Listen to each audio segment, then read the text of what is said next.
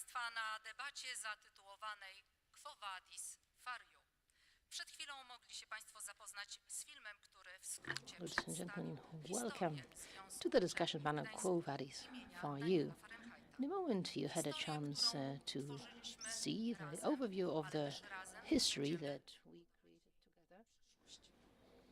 created together. The entire meeting today we are going to present to you the achievements as well as plans. So we're going to go to panels. We are going to hear from the deans, rectors, from the authorities of the universities that constitute part of the association. We will also present the results of the surveys that we asked you to fill out a month ago. In the video materials, we also show you the results of the 5-year operations of us as the association. But before we move on to that, I would like to ask Professor Piotr Stepnowski, rector of the University of Gdańsk and chairman of the association, to take the floor and open the meeting officially. Good afternoon, ladies and gentlemen. Please allow me to start with extending the words of gratitude. We would like to thank you so much that you are with us today and that you are with us every day. Any idea whose implementation requires courage, whose implementation requires cooperation, and surmounting a variety of obstacles simply takes people, takes those who look far into the future, who can see the ultimate goal and who search for the best possible solutions to get there. What they need is a community. Fahrenheit Universities Association was established together with Professor Krzysztof Wilde and Professor Marcin Gruchała, but the cooperation between our universities had a much longer history. It had started well before that, the example being, for example, the biotechnology faculty that taps the full potential of both the universities that it belongs to, which makes it a unique institution that belongs to the elite of the higher education in Europe and Poland. That's just an example. There are multiple examples like that. What brings us together is the unique Gdańsk gene of cooperation, the gene of solidarity. I'm so happy that over the last 5 years we have developed a vision of inter-university community. The results of initiatives of the Association of Fahrenheit Universities keeps growing, and the discussion around the federalization is still very much alive, and that proves that we need to keep on acting. That is something that also the survey results that we are going to discuss today confirm. At this point, I would like to thank you for your commitment and thank you for all the grassroots initiatives that prove the point and show that there are multiple ambassadors of synergy. Thank you so much. I would like to thank the academic teachers, doctoral students, and all your employees. Together, we create Fahrenheit Universities. Talking to the ministry within technical talks, also within project teams, those content-based and technical ones that help us shape the future together. Let me also emphasize the role of our strategic partners. Owing to him, we keep on gaining momentum. So local authorities, that's the government of the Pomorskie Voivodeship and the Gdańsk city authorities, supporting us from the very beginning. A round of applause. Gdańsk Agency of Economic Development in Westgda, that is a partner to numerous initiatives of FarU. Today you will learn about yet another initiative because we'll hear about the new grant program. Mr. Paweł Orłowski, chairman of Invest Gda, is going to share more information about it with us later on today. Pomeranian Development Agency and Pomeranian Special Economic Zone, owing to whom we can keep on supporting new talents and interdisciplinary teams. A huge round of applause. We'd also like to thank the Pomeranian Office of Regional Planning that invited us to co-create public spaces friendly towards people and the environment. Bravo.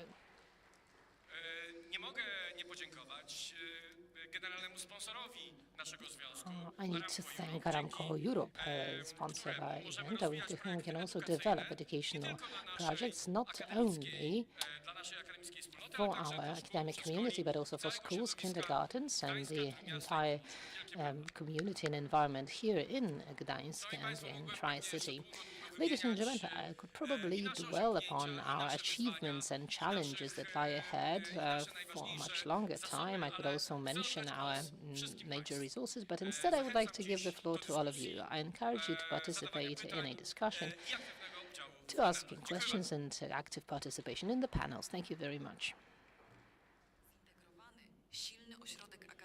Integrated, strong academic center is a driving force for the city and for the region. Interdisciplinarity constitutes our force, owing to which we can contribute to the development of Pomerania. Interdisciplinary student teams, supported by academics from 3 universities, create the concept of changes in the public space.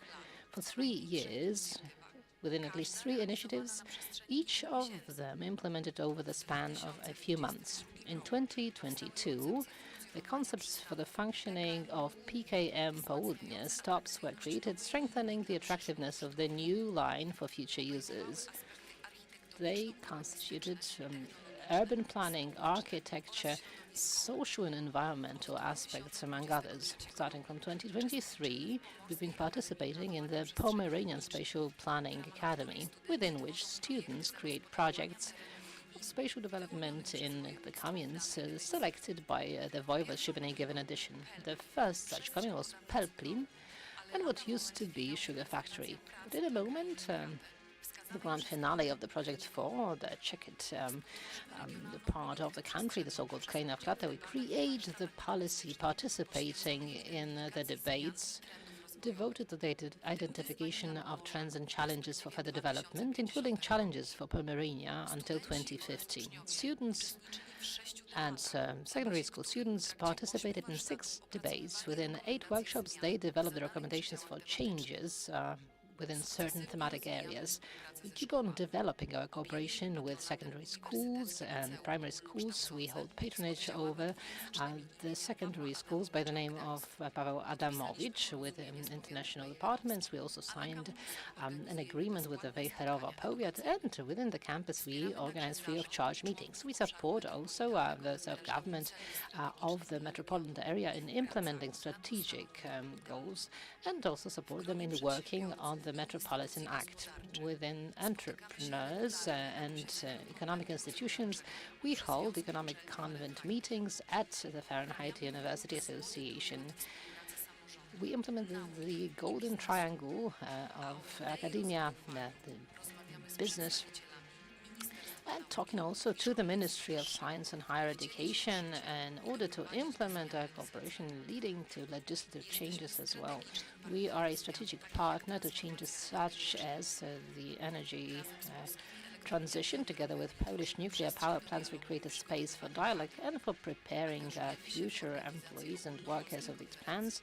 We participate in organizing Baltic Nuclear Energy Forum, promoting Gdańsk in the country and abroad, accepting 3 scholarship holders to become our interns owing to this program. The mayor of Gdańsk supports doctoral students from abroad.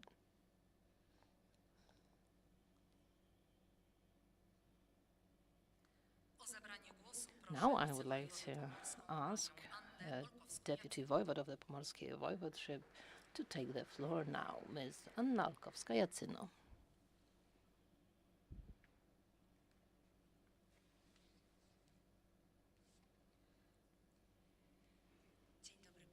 Good afternoon, ladies and gentlemen. Honorable rectors, honorable participants, distinguished guests. During one of the meetings, Professor Krzysztof Wilde said that we should be pursuing the path similar to that the European Union has covered, so we should lead to the establishment of a federation of universities and to create a Fahrenheit University in the future. Professor Łukasz Sułkowski, a man of science and our moderator today, in his excellent book, The Merger of Universities, dwells upon the reform of higher education that is based on consolidation. He analyzes, he compares, he gives examples drawn from business. In other words, he makes us look further, broader, and brighter in a way that the world of contemporary science needs and expects. Ladies and gentlemen, but how to bring together all these aspects, not to lose what matters most? The development of a human being. Giordano and Bruno claimed that science is the best way to make human spirit heroic. It is still valid. It has even gained in importance. When we don't know where AI will lead us to, when the predator nature of the human being prevails, and the power of weapons is more powerful than that of science, we need to ask the question, quo vadis, FarU? I think that we are heading where young people are heading, those that have a great sense of this new reality, those that are likely to discover how to bring together the opportunities given by AI and defending the values that we care so much for. Shakespeare, in Julius Caesar, makes one of the protagonists say, "The blame is not in the stars, but in us."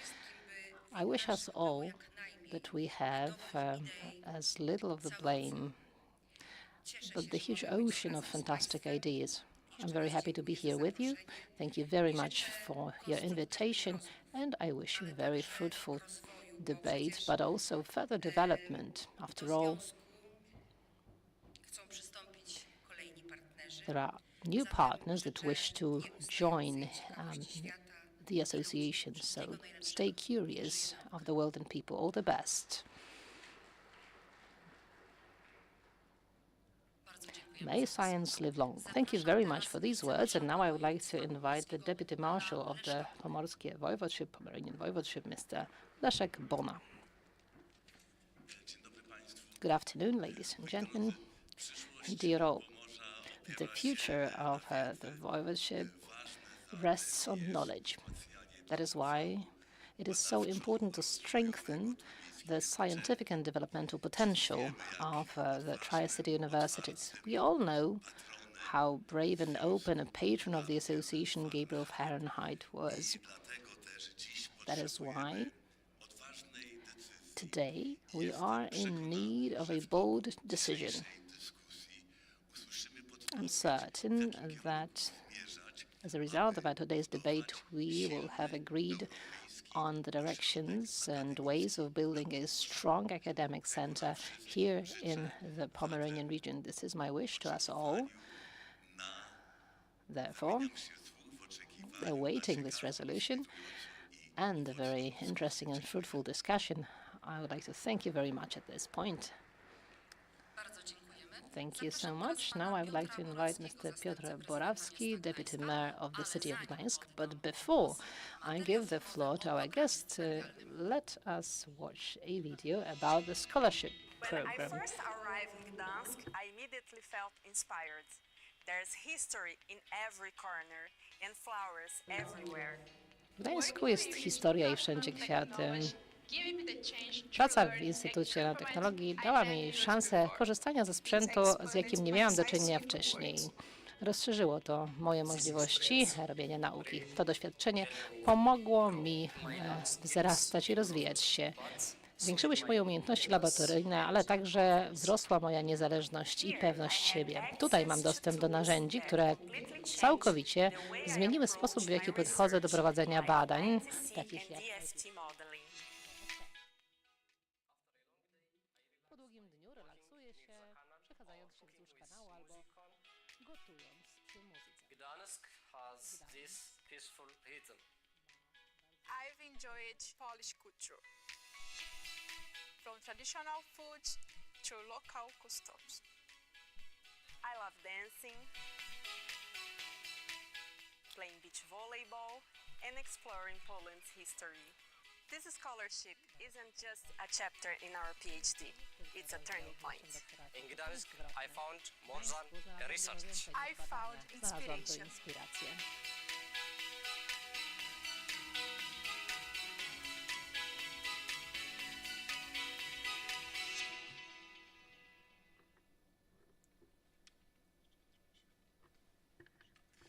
Szanowna Pani Wojewodo, Szanowny Panie Marszałku, Mrs. Voivodeship, Mr. Marshall, I must say that this film is very moving, and always presenting Gdańsk through the eyes of people who came here is extremely inspiring, and honestly it also shows the way that we moved through the last years, but also what is ahead of us. And I think that the community of Fahrenheit universities is one of the most important projects of the last years here in Gdańsk, in Pomerania, and in the whole metropolia.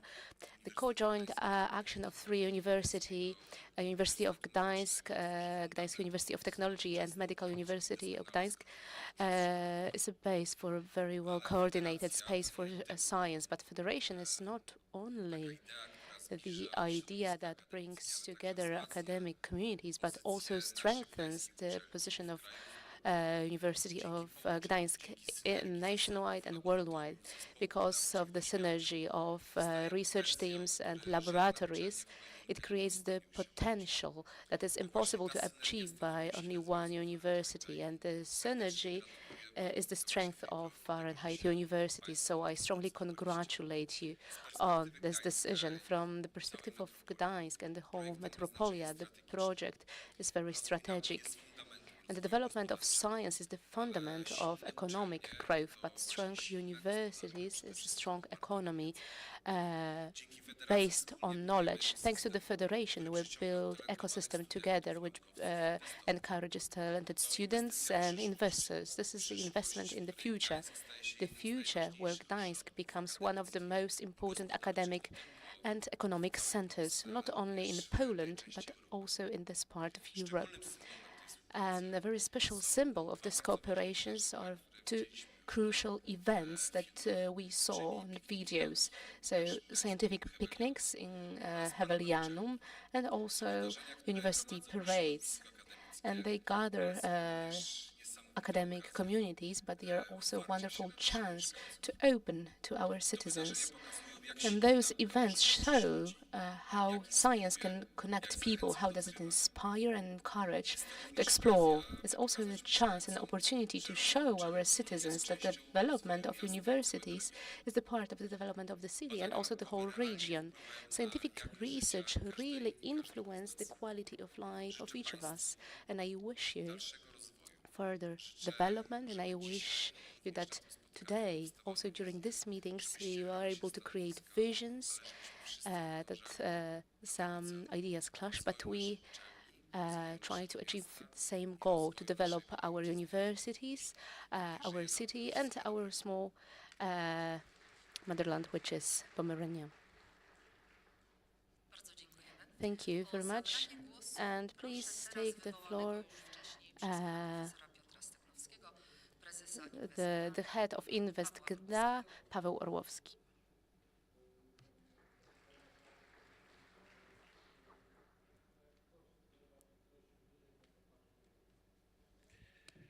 Dzień dobry Państwu. Good afternoon, ladies and gentlemen. Thanks to the speech of Mr. Rector, it's easier for me because I was announced as a strategic partner, and it's going to be very fluent continuation of Mr. President Borawski. The one thing is sure that maybe not in this dynamic way as Professor Stępowski, but I will try my best. It's a great honor for me, for us, that on behalf of the city, through the agency, Gdańsk Agency of Economic Development, and also as a partner of grant program, I have the honor to tell a little bit more about the idea, especially on this city side. And this initiative, this program, I think that reflects this Gdańsk DNA of cooperation. And this is the initiatives that shows very well how should modern support for science should look like, not in silences, but for the cooperation and strongly connected with social and economic needs. The clue is combining the potential of three Gdańsk universities creating the community. So Gdańsk University of Technology, University of Gdańsk, and Medical University of Gdańsk, but also in a practical way, Gdańsk, the city of Gdańsk joins university apart from scholarship programs and apart from the program of Masters of Fahrenheit program. And so we are in this, we join as a fourth partner, and the program was designed so that we can support financially projects which are combined together by research teams from all the universities. And I think this is the key point in this program, because true value is created when we have got the combination of competence and various experience in various fields. And ladies and gentlemen, it's not only about distributing funds. Of course, we are all aware that the funds, despite being meaningful and big, they are not going to change the world of Polish science. It is about something different. This is about building quality and quality of cooperation. It is about interdisciplinary projects and about well-prepared projects, as most of them are, based on real synergy and according to intelligent specialties. So those which develop science but can also strengthen innovation, economy, and practical application of knowledge. So here locally in Gdańsk and in Pomerania. And the strategic partnership in this financial dimension is a real sign that development of science, which has already been mentioned by our honored guest, that development of science, economic development, and development of the city can strengthen each other. So wrapping up, the idea of the program is very simple and very strong. Combine environments, start cooperation, and support financially projects which have this scientific value and wider effect for social environment. So this is a partnership program directed to the future, the one which builds not only projects, but also very solid ecosystem which combines the city and the surroundings, development surrounding of Gdańsk. I wish you good luck in the program, and I wish you good luck in this cooperation. Thank you very much.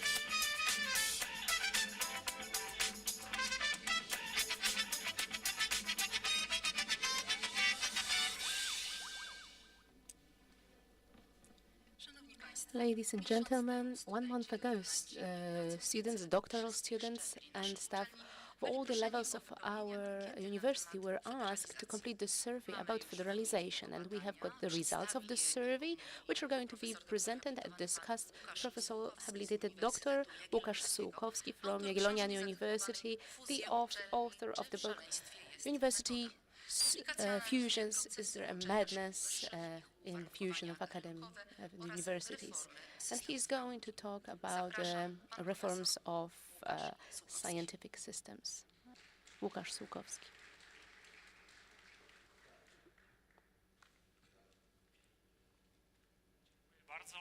Thank you very much.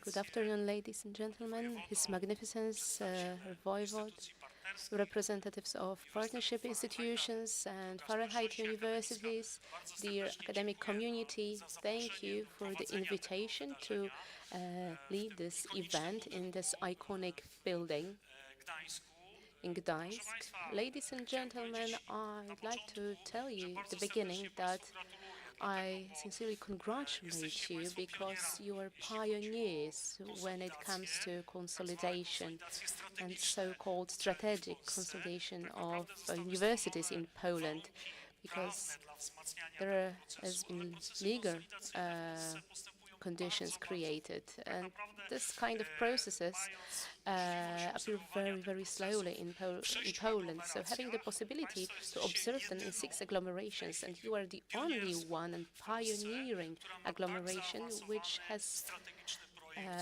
so advanced strategic project to create a federation. And I think that very important issue for the whole academic community is precise description that is a federation. It isn't a fusion. It is a mechanism which enables you to keep an identity and independence and strategy to finance particular units, but also creates flexible structures and organizational strategies of the university which enable achieving a handicap connected with this synergy and cooperation with also international community, because this is our problem. Like Polish universities develop, but at the moment in all the international rankings, these are places like 300 plus, and we aim to be much more visible, and underestimating rankings and treating this as kind of international fetishism is a huge mistake, because from the perspective of international students or exceptional researchers worldwide, this is a fundamental first method of recognition of the most important academic centers in any discipline. So that was the introduction, and I'm going to move to the discussion of the results of the survey. Really very interesting and exceptional, because in Poland I don't have a chance to conduct such a survey, because it would be rather hypothetical. But here we deal with very concrete consolidation. Let's start from the three. It was more than 5%, and I was wondering whether it can be very representative, because the sample was big, but were there any logic in choosing this? And I concluded that maybe in equal expense we could have some enthusiasts when it comes to federalization, but also those who are very worried about this issue. So I would treat those results through the response rate, and the results can be the base for our discussions and the other conclusions. And very interesting result is that 1/3 of the responders declares deep knowledge about the community of universities. And this in-depth may be a little bit misleading, but we can see clearly that such debates and questions and ideas and thoughts and meetings are very necessary, because in a few questions we have the issue of so-called information deficit when it comes to academic community of the universities. And now, ladies and gentlemen, only 1 per 5 responders decides that he is enough informed, well informed. When it comes to groups, it's very varied. Look at the group of students. When the sense of lack of information is here almost 65%. So it seems that initiatives which were presented in the films. They are very necessary because they promote the solutions among students. And here we deal with a special model of public university of stakeholders, where all the group of stakeholders should have equal rate when it comes to federalization processes. Whether it's taken into consideration to the enough. And here the answer is no, and definitely not is 40%. And more than 50% thinks that their voice isn't taken into consideration in the processes that appear. And where do they take knowledge from? From official communiques and from conversations with other staff members. And here it seems to me that we have got some space for promotions through some environmental events. And what is the chance to realize benefits as a result of the connection and merge of universities? And here didactic offer and also better recognition of academic centers worldwide and possibilities to get grants. And what's interesting, the least, according to responders, and this is really huge difference, it's going to translate into the salaries. So as a direct result of consolidation, yes, but when we look at it in long term, pay for performance and scientific effects, it may result in financial benefits. The categories of benefits. In the view of the respondents, attractive didactic offer. Students and doctoral students, maybe not so much, but still, they find this category to be critical. And it is also the view shared by the teachers and administration, and a better visibility of the Gdańsk Academic Center. Here we can see that the respondents see eye to eye, and over 75% of doctoral students subscribe to this view. So young scholars believe that owing to the federalization, the degree of internationalization of the Gdańsk Academic Center Fahrenheit University is likely to improve.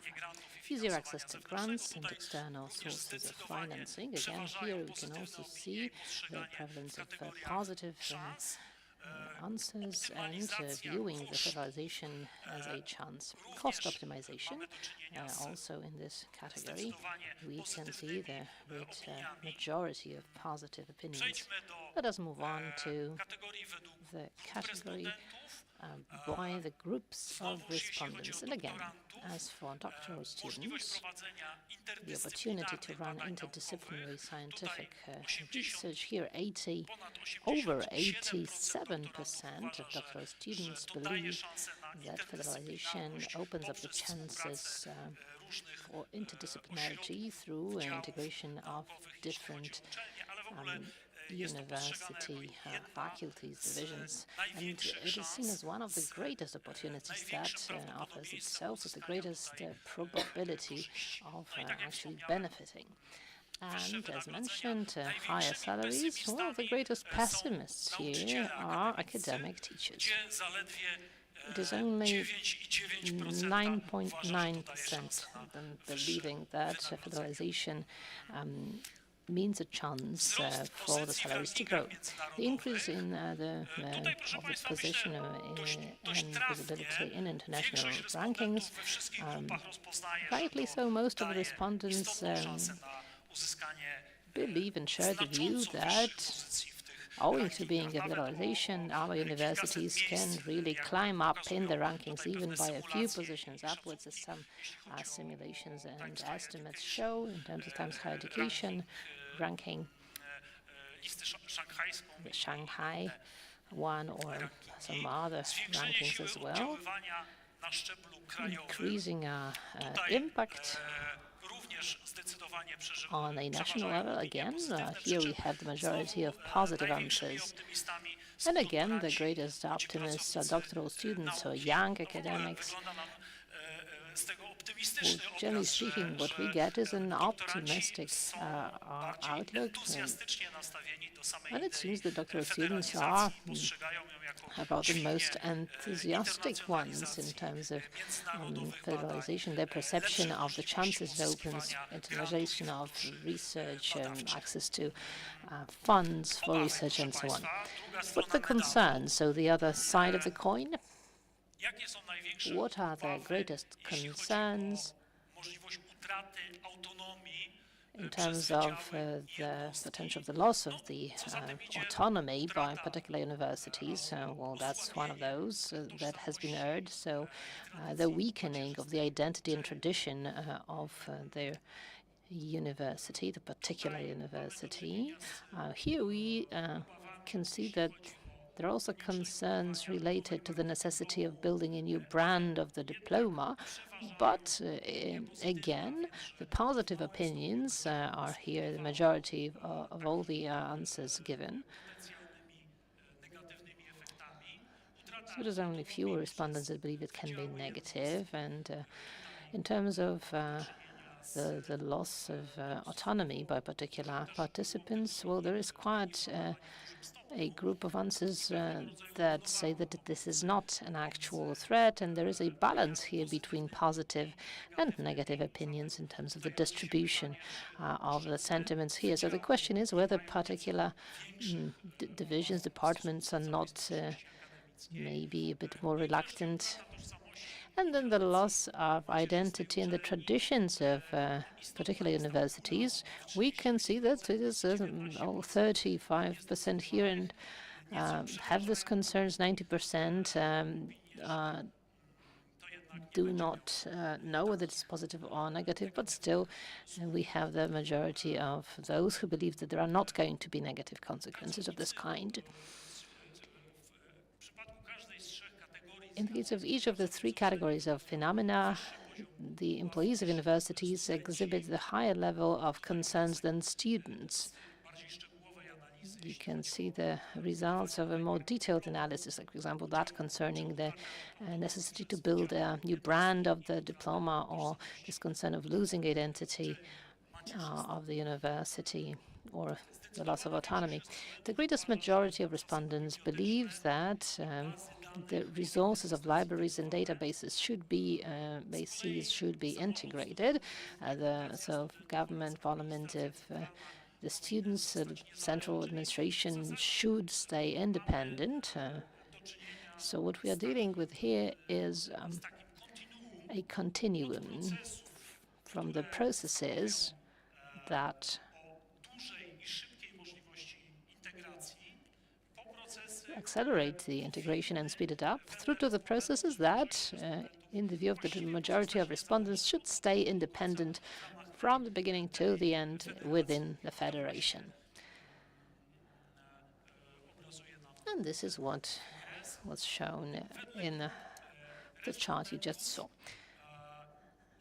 Now, integration of the areas according to the groups of respondents, around 70% of administrative employees believe that central administration of the universities should stay independent. No wonder. Particularly this opinion is prevalent among the administrative employees themselves. Well, here, on the one hand side, we can deal with the interpretation related to their knowledge and competence. So they know the structures well, but also they might be afraid that when the merger happens, that will mean that certain positions will become redundant, and so they might be threatened with the loss of job.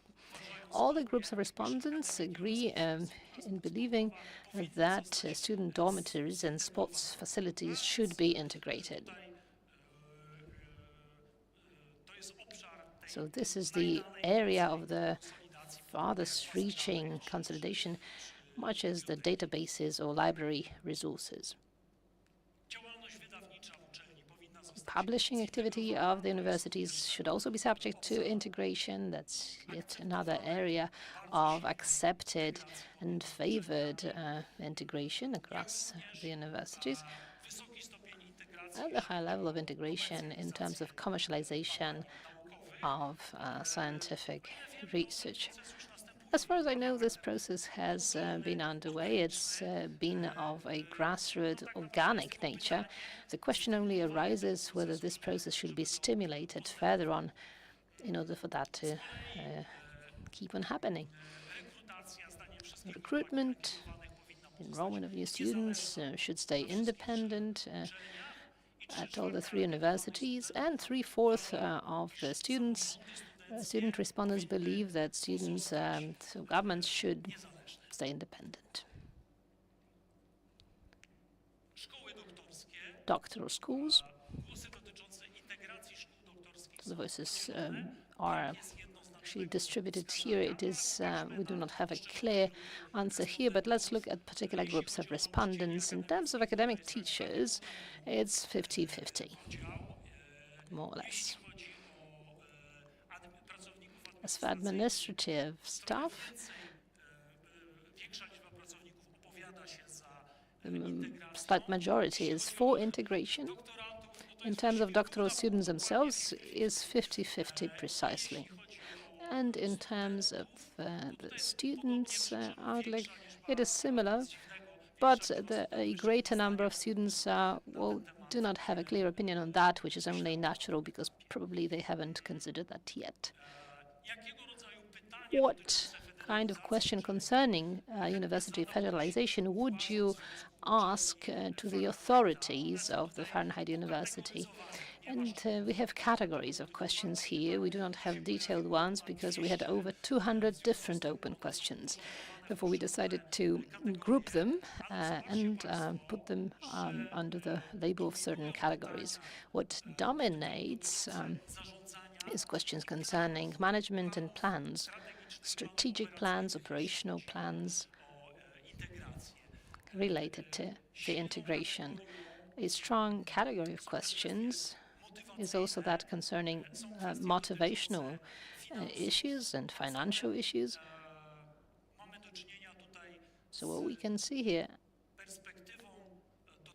is a perspective concerning creating plans and implementing plans based on resources, financial resources, human resources, motivation,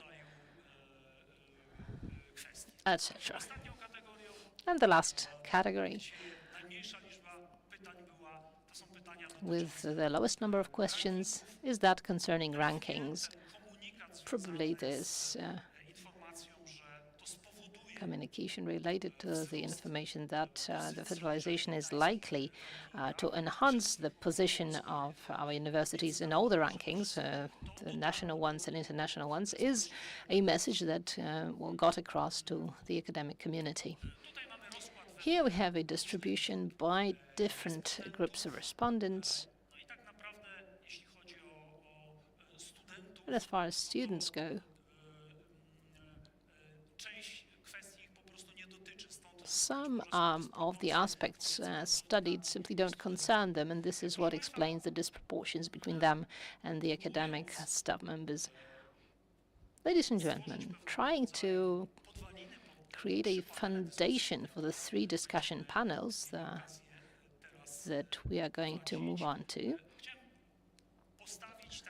I would like to propose some theses. The first one would be FarU as a federation with a high degree of autonomy. Here we have the image of the community wishing to benefit from these aspects of federalization that do not constitute a threat to any part of that.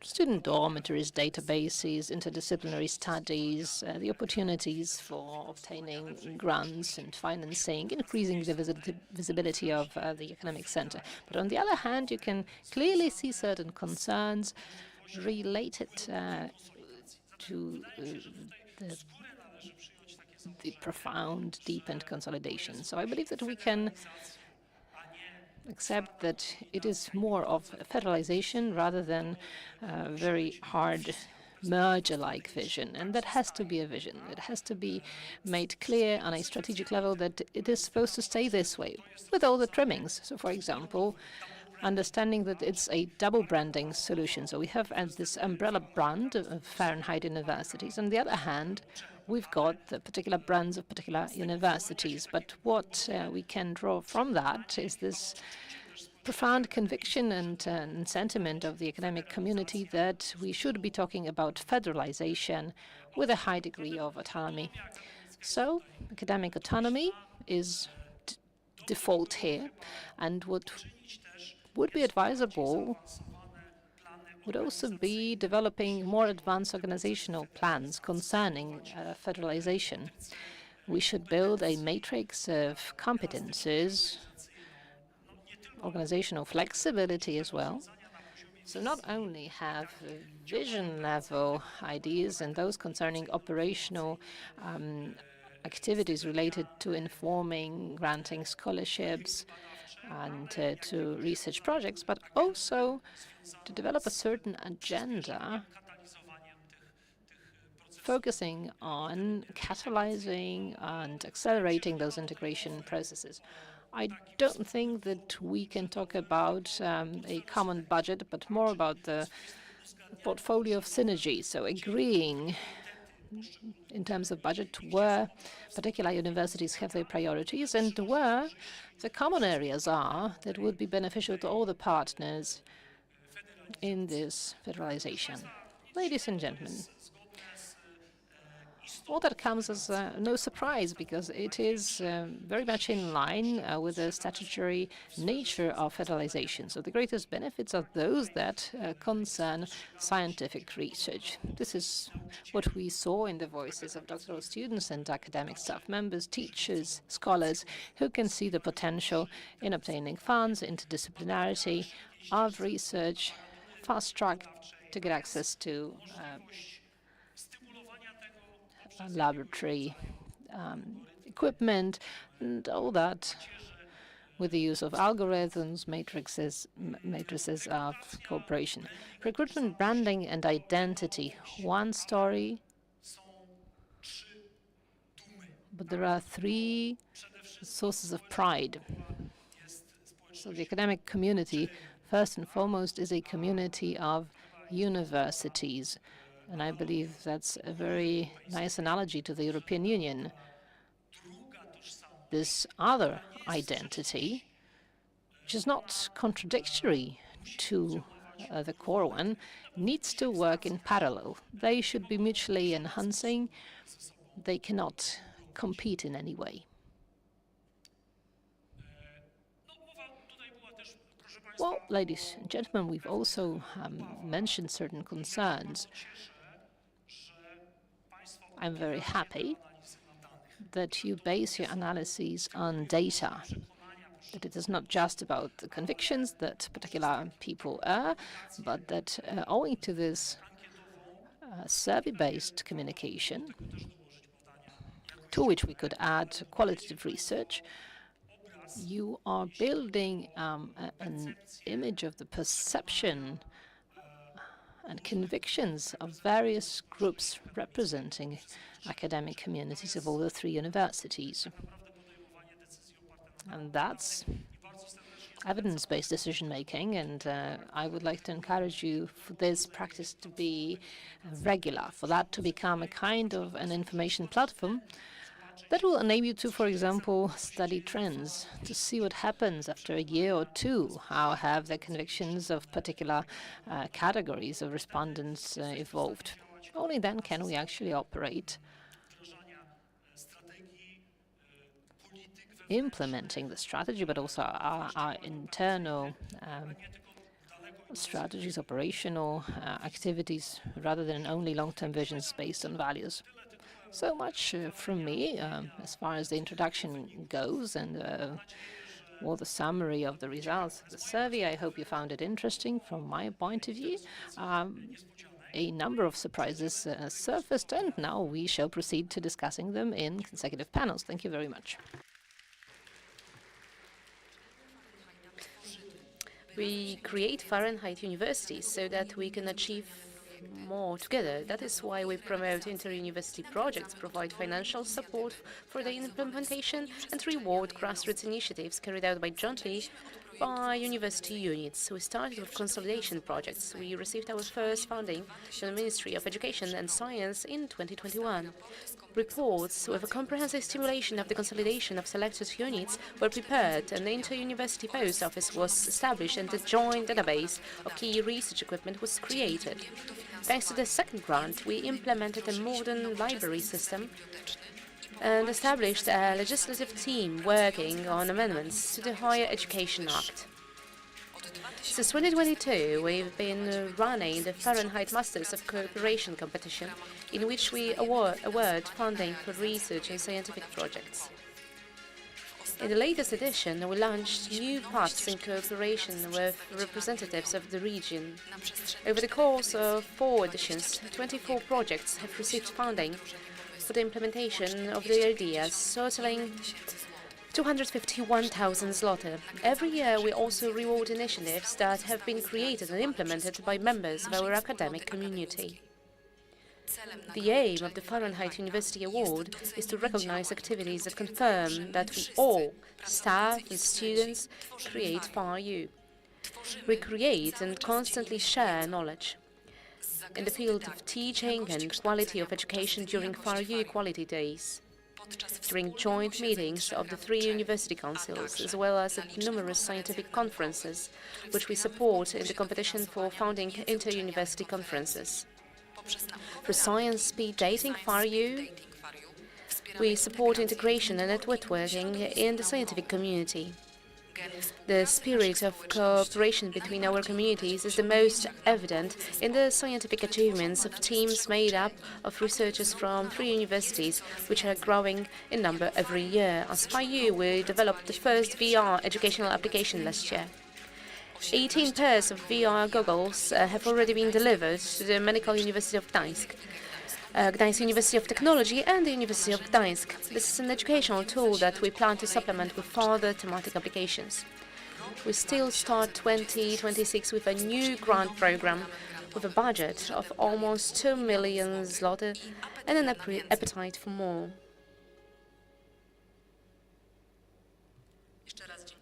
Once again, I'd like to thank Professor Sułkowski for presenting the survey results, and we move on to the debate. And we have got the first ahead, and we're going to have here students and doctoral students of 3 universities creating FarU. It's going to be led by Łukasz Sułkowski, and I invite the participants. Medical University of Gdańsk, represented by Agata Knabe, chairwoman of the first doctoral school, and Mr. Remigiusz Kopeć, chairman of the University Student Council. Please take your seats. Gdańsk University of Technology, represented by Aleksandra Ławniczek, chair of the Doctoral Student Council, and Jakub Idzik, student rights spokesperson. Please take your seats. And University of Gdańsk is represented by Mateusz Balog, PhD student in chemistry, and Julia Łaska, student and a member of the University of Gdańsk Senate. And it's going to be moderated by Professor Łukasz Sułkowski. We have got half an hour.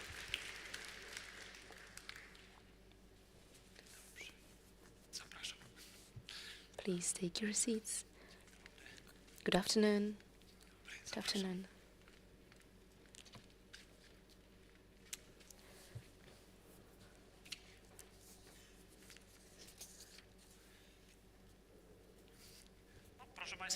Ladies and gentlemen, we are after the presentation of the results of the survey.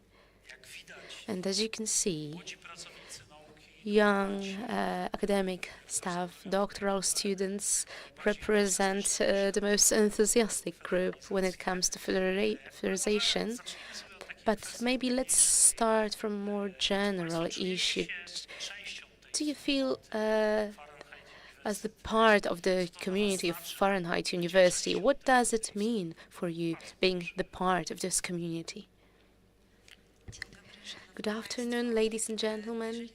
When it comes, in my opinion, I feel as being the part of the community because I've been involved in various projects for a long time in FarU, and the main motive why I wanted to be engaged is creating more opportunities, because we have got better access to the equipment, to database of resources. But first of all, the cooperation.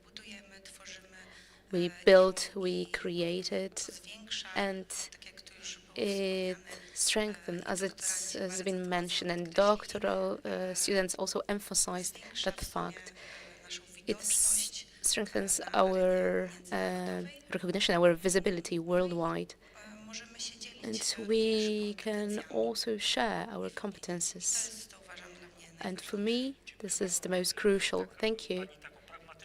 So you presented a very pragmatic perspective, but I would like to ask you whether you see the value of this joint brand, joint identity when it comes to Fahrenheit University.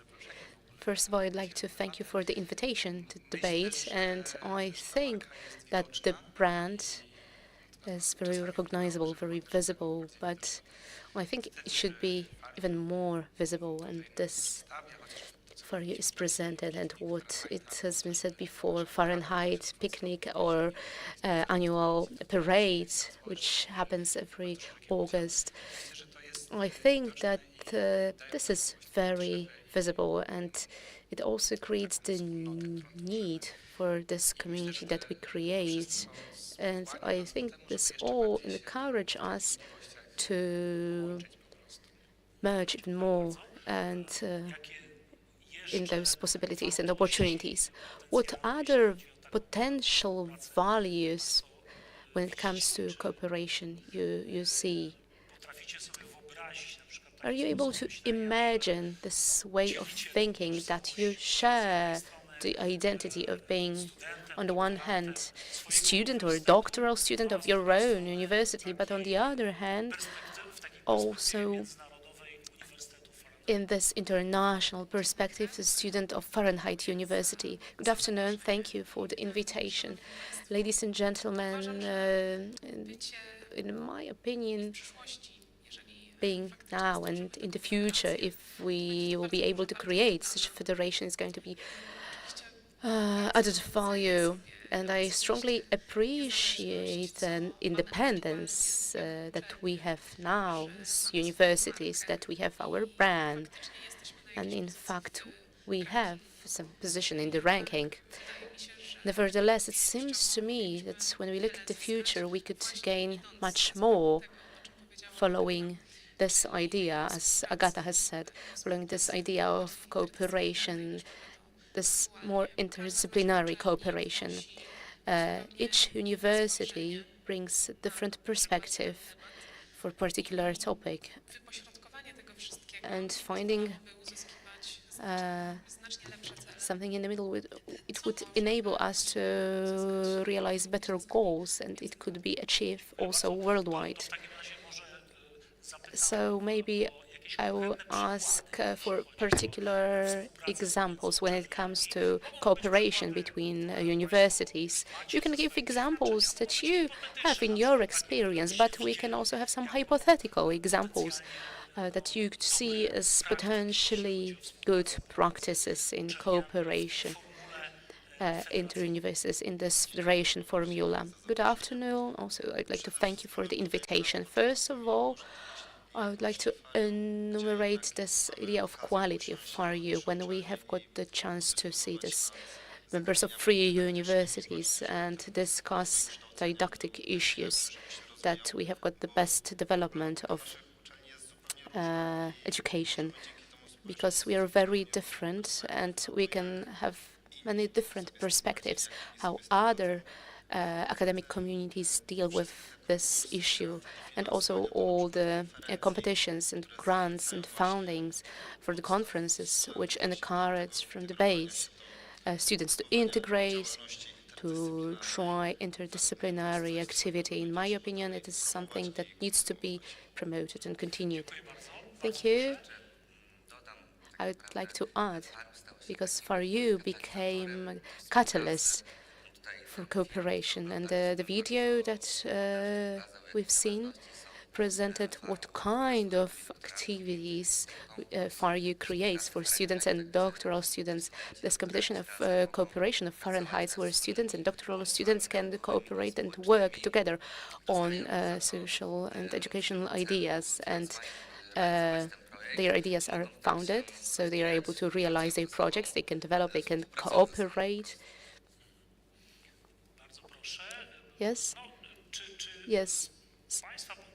So from your point of view, this international recognition, which is going to be the result of the in long-term perspective, is it a value in long-term perspective? Good afternoon. As other speakers, I would like to thank you for the invitation, and going back to your question, of course, the value, the recognition is extremely important, but this merging is good, but we need to present those universities separately, the University of Gdańsk, Gdańsk University of Technology, and Gdańsk Medical University. Yes, I think that was very visible also in the service and in the opinions in all of the groups of the respondents. So we started with the values and benefits, but let's have a look at the potential concerns, because you've started also this topic, and if you could share your potential concerns, what, in your opinion, can have some negative results, or maybe what would you like to learn about FarU? Because here, this is the place where you can ask questions and you can discuss. So I think that my biggest concern is losing autonomy, but we need to understand that federalization isn't about. So maybe I will go back to this issue that I disagree that FarU is a brand somehow, because a brand usually has its path of development and activities, but at the point when we have those 3 universities, we have got this community. So I wouldn't be afraid of losing autonomy, but I would think how to create rules and regulations so that each of us is satisfied. So transparency of using research equipment, for example, because in case of scholars, it's different. Some of them are eager to share, but others would share, but they would like to be added to the publication. So unfortunately, this is the case very frequently. So transparent rules of cooperation so that all the sides are satisfied, of course, if it is possible to achieve. So thank you. As this transparency is a key point, so that we build the rules, that everyone has the sense of solidarity, and so that no one feels exploited or oppressed. So, but next to concerns connected with transparency that try to be solved. So on the one hand, having formalized code, but on the other hand, soft involved issues of communications in the school. But the process isn't easy because this is the zone of mentality and norms, and also what was also mentioned, the issue of a brand. It seems to me that we have got just the idea and of the brand, yes, the image of the brand, which is rooted with which you identify yourself and you've applied to this university and you are a part of it. But on the other hand, when we have got this double branding, you can be also the part of some bigger and wider community. And I'd like to emphasize very good example. I feel Pole, but also I strongly feel as European citizen, and I participate in both communities to the same extent, and they complement each other. So it seems to me that it isn't contradictory. Can we find any other conditions that would help us to resolve the issues that now are considered to be the sources of concern? Within the community, I would also like to mention that I would like to thank also the community of the FarU University for the invitation. I thank you for accepting the invitation. When I listened to the presentation of the results of the survey, I was sad seeing this red bar showing lack of knowledge of the students about the federalization process, about FarU. As far as I remember, 21% of students had shortages in knowledge about the association. Well, what we are afraid of as students is that the processes will keep on going and evolving, and the community of students will not know about that and will stay uninformed. Hypothetically, in the future, next on their diploma, next to the logo of University of Technology, they might get an additional logotype of the Fahrenheit universities. So what is key to emphasize here is that it is necessary to include the students, doctoral students, but everybody else, the entire community, into the entire process and informing everybody. And I still hope that I will have Gdańsk Medical University on my diploma. And if there is another brand to be added there in the form of a logotype, that will have to be a meaningful brand recognized internationally. Yes, and I think that that is an argument for developing a vision and for communicating this vision, a strategic vision. As far as I understand the consolidation processes that go on, they have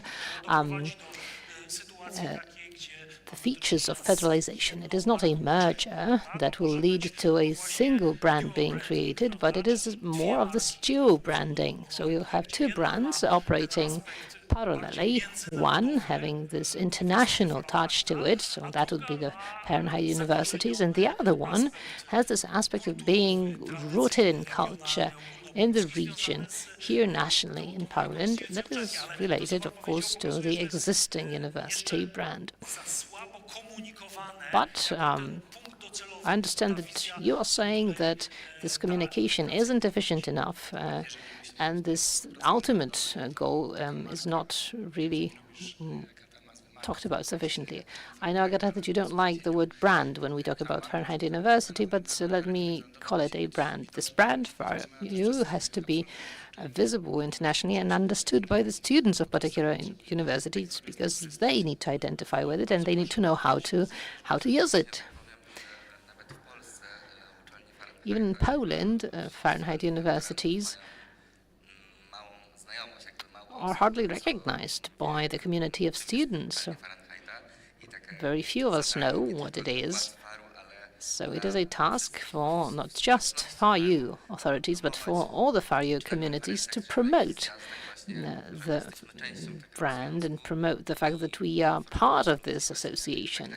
We should inform it during a variety of events on a national and international level. and simply let people know that something like this exists. Yes, but this order is organic. In order to show an image, you need to have an identity first. You need to identify with a given endeavor. You need to feel that you belong to FarU in order to be able to show that, right, to display that.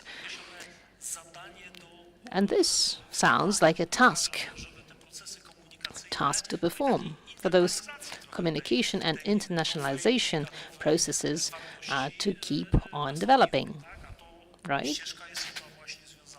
And this path seems to be the one of discussing, communicating, building a clear agenda showing the benefits on the macro level across the entire association, mezzo, that is, across the universities constituting it, and micro, so that's concerning particular staff members, students, all the representatives of academic communities.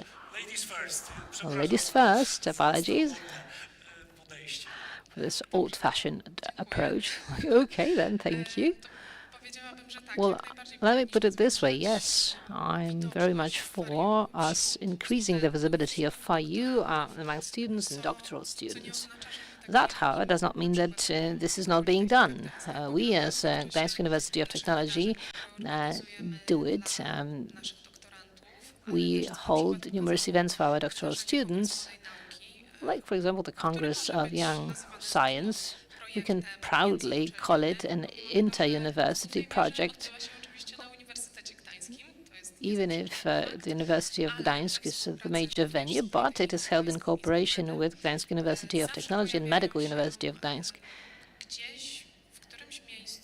During the Congress, you always find roll-ups of FarU somewhere, so that the FarU branding, the colors, the logotype, are noticed and are visible, also partly subconsciously, so that other young scholars, students, or employees can see and understand that even though we represent a particular university, on top of that, somewhere over us, there is something that brings us together.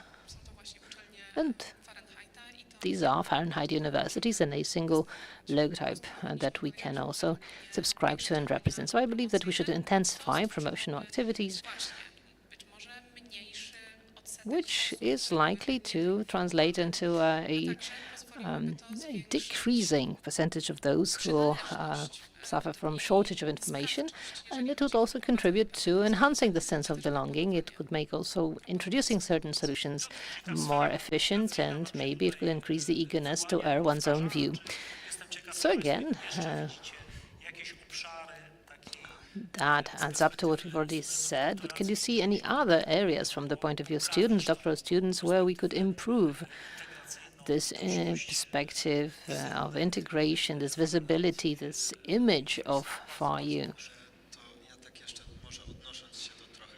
Let me refer to one of the comments said before, that a large percentage of students is not aware of the federation existing. Well, I'd like to mention that a large number of initiatives, of course, not all of those, but most of them affect a limited number or concern a limited number of students. So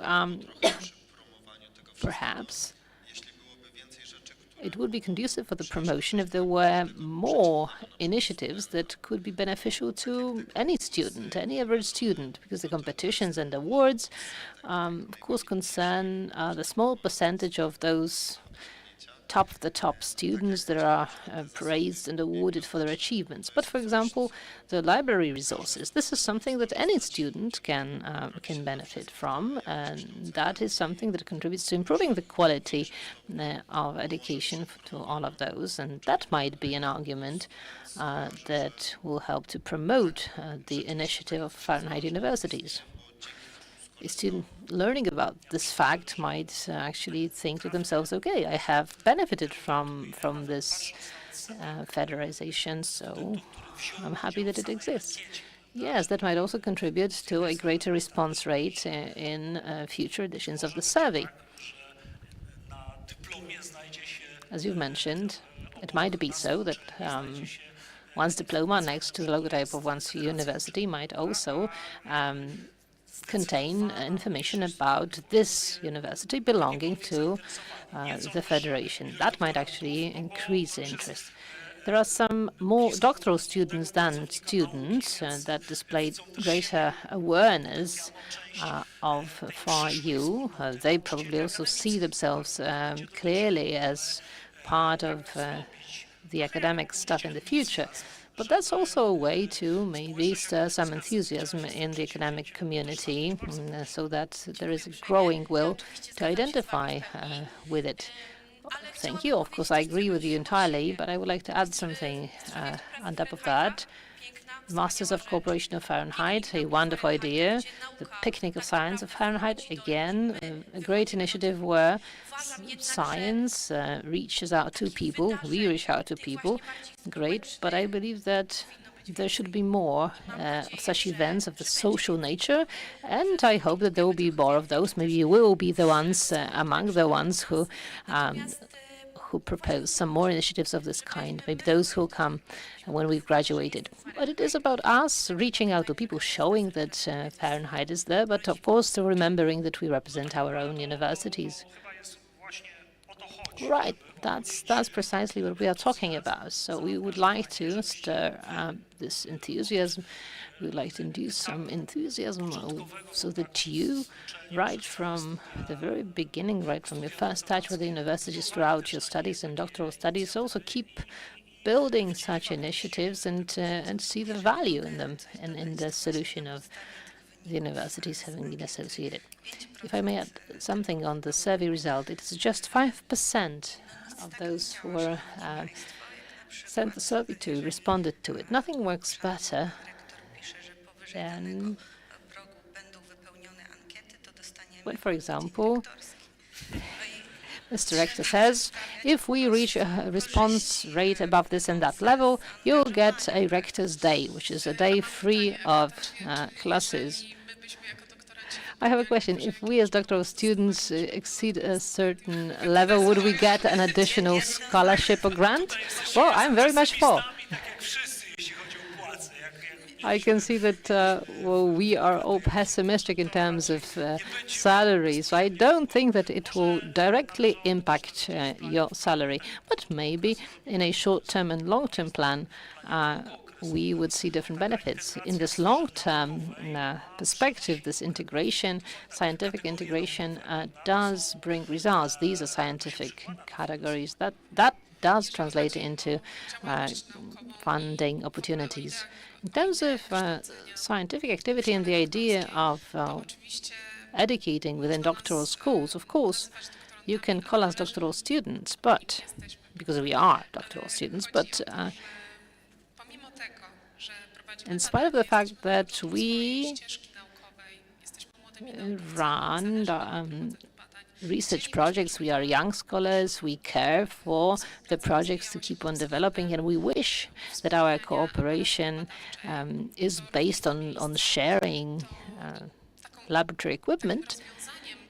A solution that would be very helpful, again, referring back to survey results,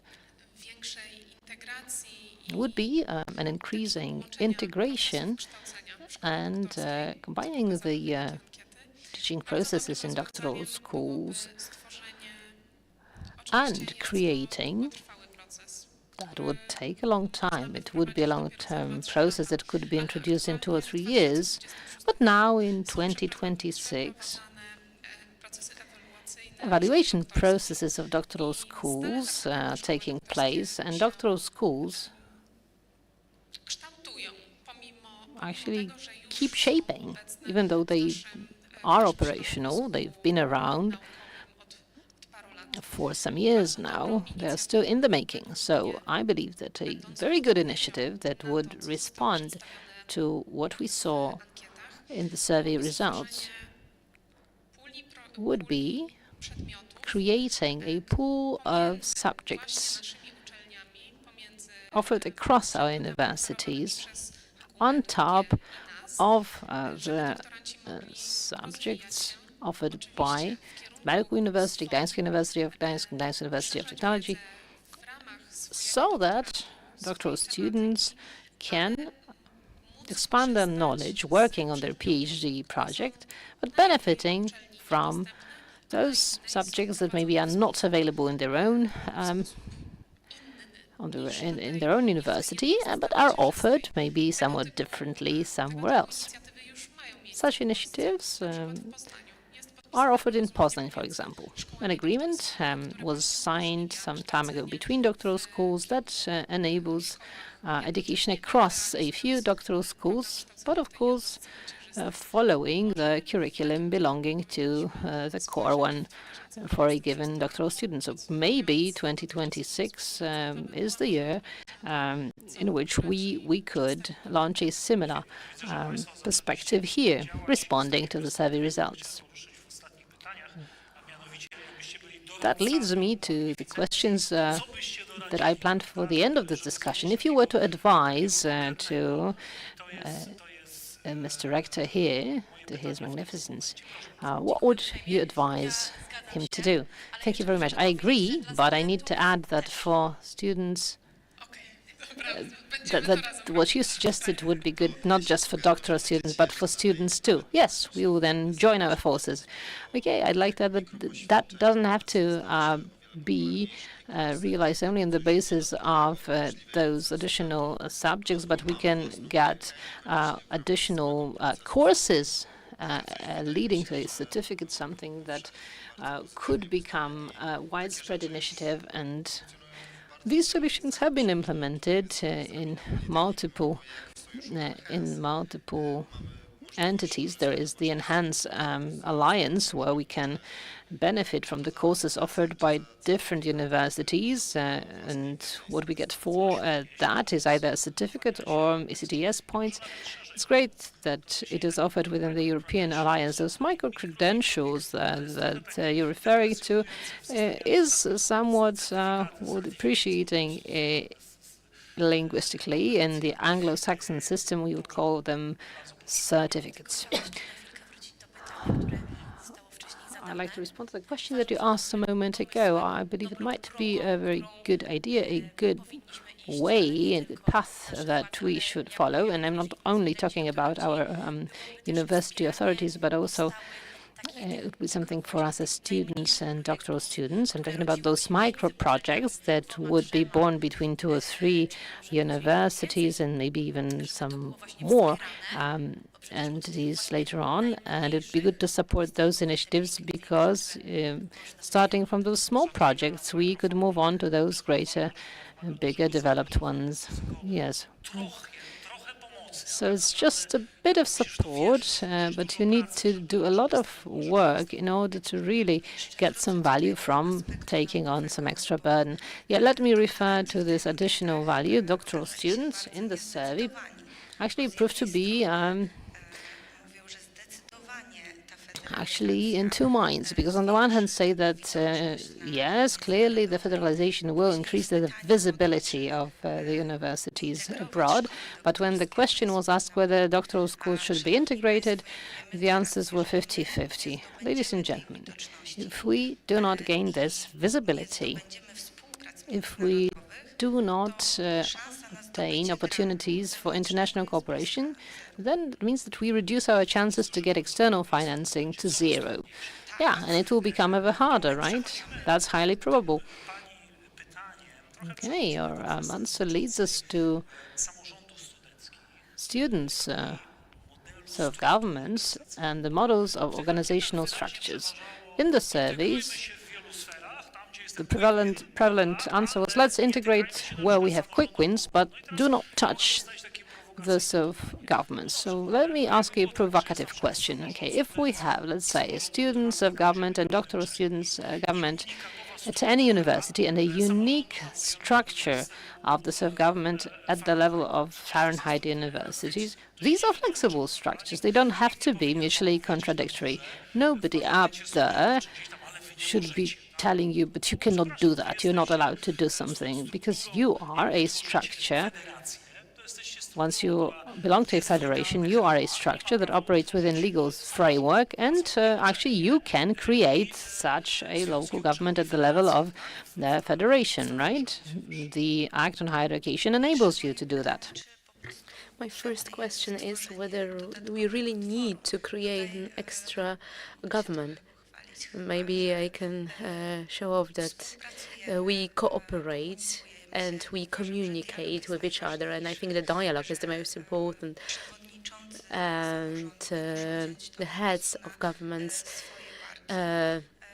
need to be responsible for that. And I think we are doing really great job because we plan one initiative. I don't know whether I can reveal, but no, please don't, because we will have too many guests. Yes, that's true. Because I fully agree with Agatha. Governments of doctoral students are much smaller than student governments. And in our case, I don't think that it's necessary to create a new government. It can be solved in any other way. Each of the governments have their own organs, and the highest organ is the head.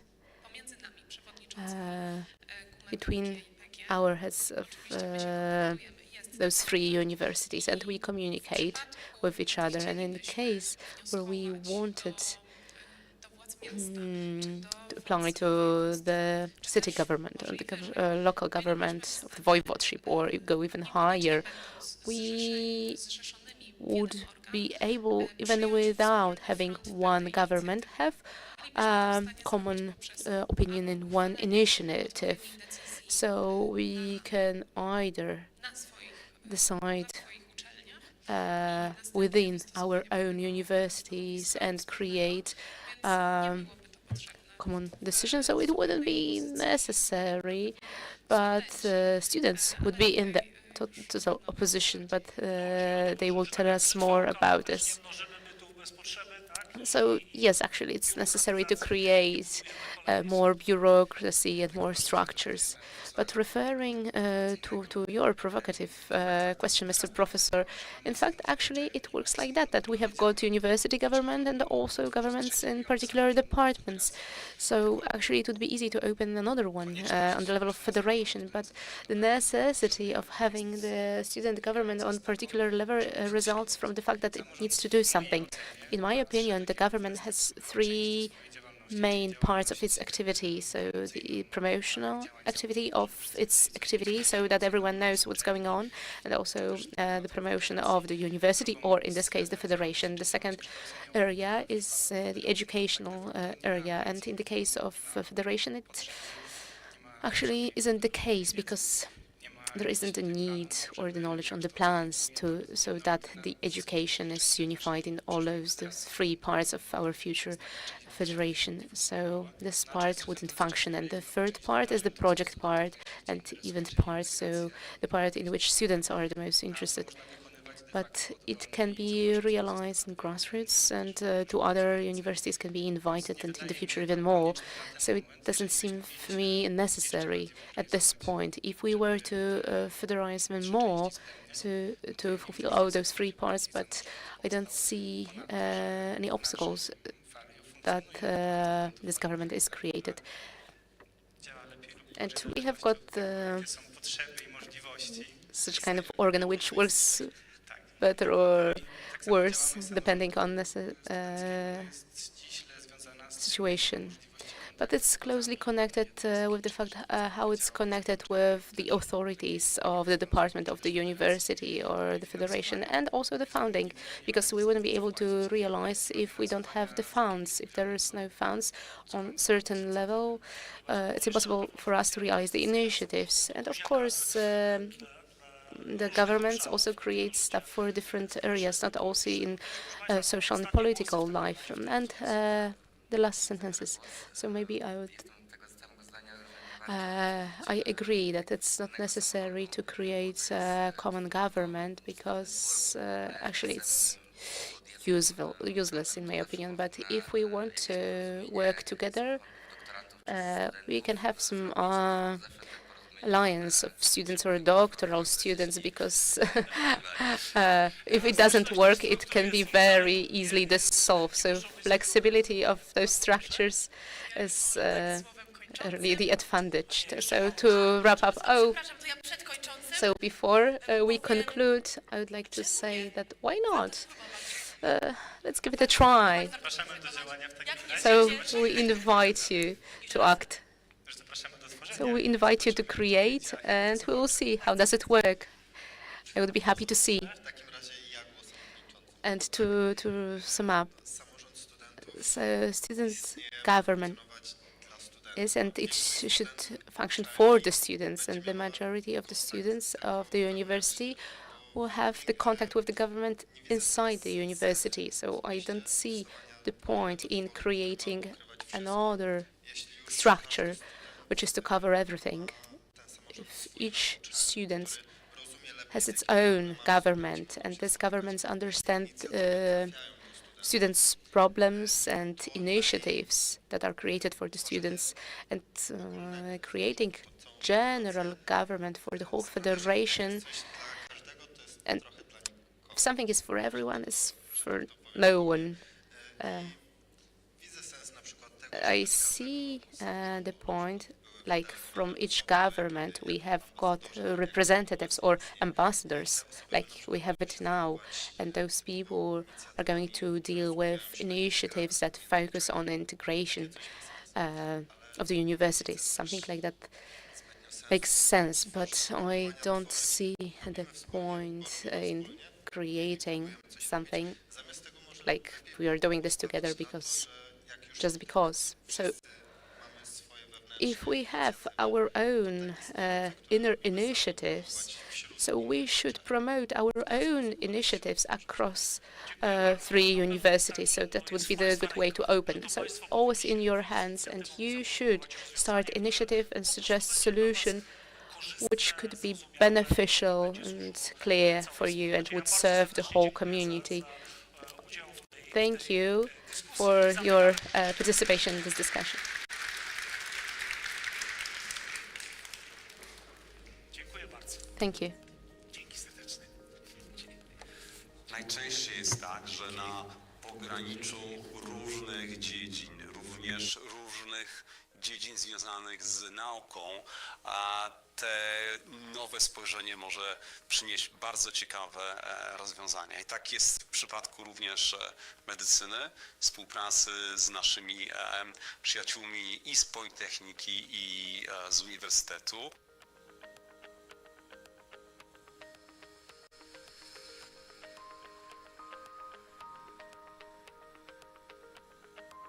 Uniwersytet Gdański ma wieloletnią współpracę z uczelniami trójmiejskimi, z Politechniką Gdańską, z Gdańskim Uniwersytetem Medycznym. Stąd też mniej więcej wiemy, kto w jakim obszarze jest ekspertem.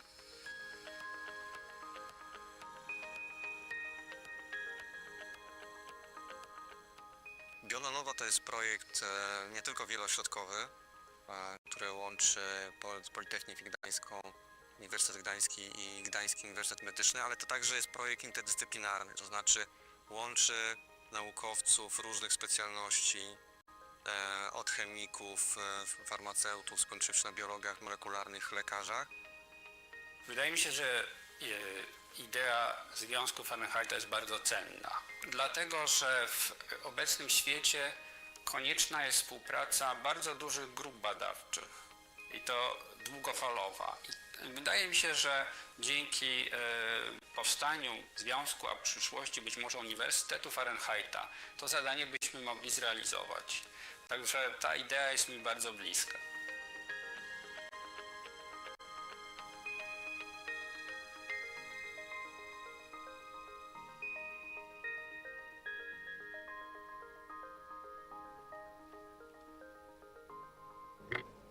Bardzo dziękujemy studentom i doktorantom za ten Big thanks głos. to our students and I doctoral przechodzimy students do for their dalszej voice, części and we naszego move on to the spotkania. next Przed nami part of our kolejny panel meeting, dyskusyjny, and we are w którym going to have wezmą udział another discussion pracownicy panel naukowi i in administracyjni which we're going to have scientific and Gdański administrative staff. Uniwersytet Medyczny. Medical University of Gdańsk, habilitated Dr. Jakub Mieczkowski, PhD, Professor International Research Agenda, and Olga Hoffman, MS, Zapraszamy do nas. Service IDUB Service Department. Please take your seats. Politechnika Gdańska.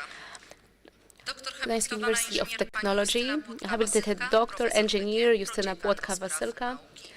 Professor of OG, Vice Dean of Science Faculty of Chemistry, and Wydział Zarządzania Master Engineer Mariusz Krzyżanowski, Faculty of Management and Economics. i Uniwersytet Gdański, And doktor University of habilitowana pani Gdańsk, Monika Bąk, PhD Monika Uniwersytetu Bąk, Gdańskiego, Professor of kierownik University of Katedry Gdańsk, Ekonomii i Faculty of Transportu, Wydział Economics, Ekonomiczny, i doktor and habilitowany pan habilitated Arnold Dr. Kłączyński, Arnold profesor Kłączyński, Uniwersytetu Professor Gdańskiego, at the dyrektor University of Biblioteki Gdańsk, Uniwersyteckiej. Director of the Zapraszam University of Gdańsk Moderuje Library. Please pan take your seat. profesor Łukasz Moderated by Sułkowski. Professor Na tę część Łukasz również Sułkowski. przeznaczamy And we have 30 got also half an hour for this part. Dziękuję bardzo za Thank przyjęcie naszego you for zaproszenia do accepting uczestnictwa our w panelu invitation to dyskusyjnym. participate in this Charakter discussion. taki, gdzie zarówno pracownicy You're naukowi both praktycznie uczestniczą w nim, scholars, jak i pracownicy but also academics, administracyjni. administrative Może staff zacząć od takiej participate in this kwestii discussion. And I would like to start from the doświadczeń, issues concerning obszarów, your jeśli chodzi o experience współpracę między and uczelniami, na areas razie w when it związku comes to uczelni w perspektywie możliwości cross współpracy, university jeśli chodzi o cooperation and also the increase of federację. possibilities of cooperation when it comes to federation. Zapytam So maybe tempo I tej will federalizacji. ask Jakbyście about the państwo pace of this widzieli, jeśli chodzi federalization. How do you te procesy, perceive this in the context of integrowania się processes w of perspektywie tej integration docelowej, którą nazywamy in federacją, a the nie fuzją. perspective that we call federation, not merge? Dzień dobry Państwu. Good afternoon, ladies and gentlemen, and maybe I will add that I'm a huge enthusiast of the idea, I myślę, że mamy szereg and I takich think bardzo that we have got pozytywnych a przykładów wide range dotyczących tej of współpracy. positive examples Nie tylko tych, of które the widzieliśmy przed cooperation, chwilą, bo not only myślę, że those that o projektach we badawczych saw a można moment by ago, było because opowiadać we can bardzo, talk bardzo really a lot długo. about research Jeśli projects. chodzi o samo tempo, But when it comes to pace myślę, że wydarzyło itself, się I bardzo think dużo that przez a ostatnie 5 lot lat. has happened Natomiast to, co wydarzy się przez kolejne along last 5 5 years, but lat, what's going to jest happen dużej in mierze the next zależne 5 years również od czynników depends zewnętrznych, from the gospodarczych. external Mówiliśmy o factors to tych the big obawach extent, and wewnętrznych, legislation also.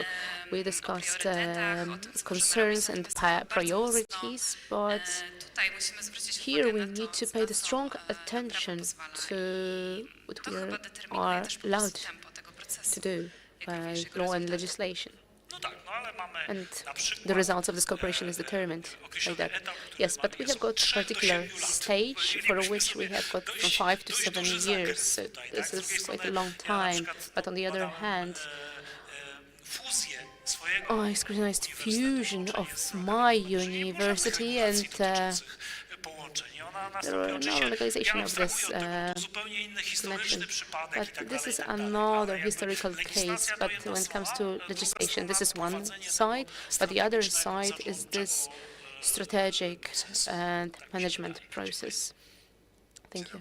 Good afternoon. To znaczy, to jest na pewno bardzo So złożony proces. this is a very complex process, and for me, as a person who deals with research, it's hard to Nawet z tej mojej talk about this perspektywy, process, but from my narrow perspective, where I'm interested, on the one hand, in taking a doctoral student or współpraca i uprawianie master nauki. student, but also continuing my research, I wish Rozumiem, że nie jest it to was takie just faster and more rapid, but I understand it's not so easy. w dużej mierze chodzi o to, In fact, it is ten nowy twór musimy that this new idea, having this new idea, we need to create protokoły czy ścieżki totally new protocol or new paths which are going to enable rzeczy w obieg. No bo to często realize our ideas. And frequently we face problems that we weren't able to predict before. nie szukać daleko przykładu z zarządzaniem One między uczelniami example naukowymi. is, for example, creating a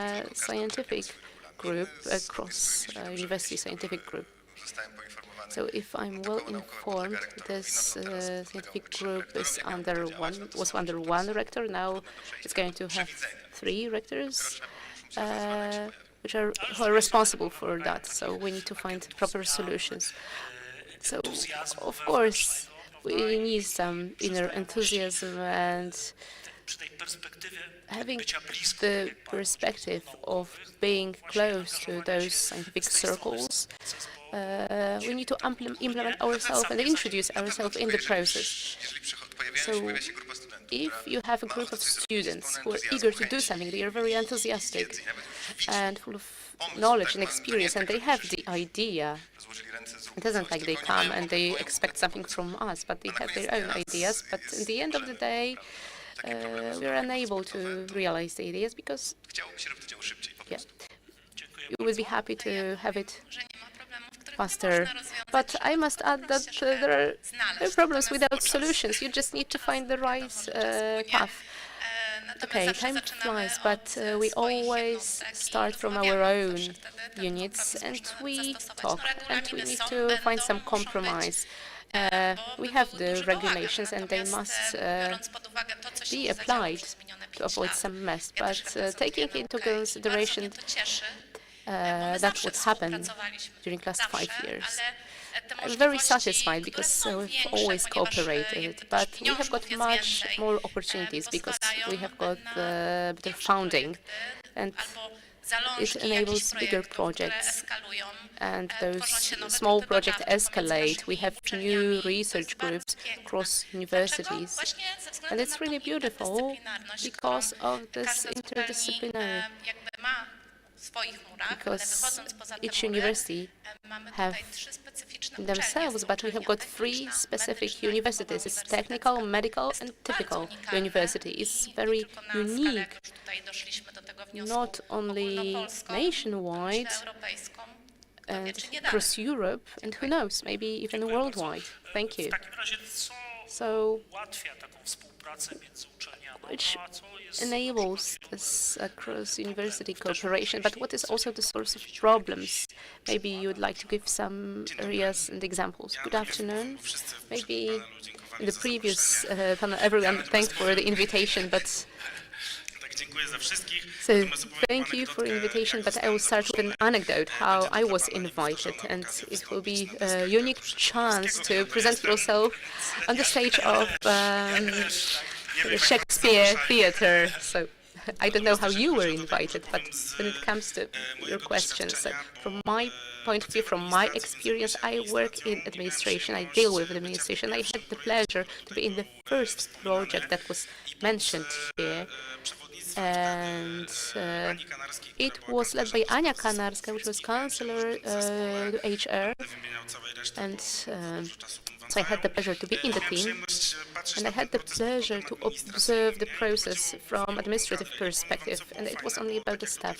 And what was really nice about it, because as you have said concerning the research cooperation, in the video you also see that we know each other and we cooperate, but when it comes to administration, it's not the case. When we had some need, we contacted each other, but what I've experienced was the fact that I was in the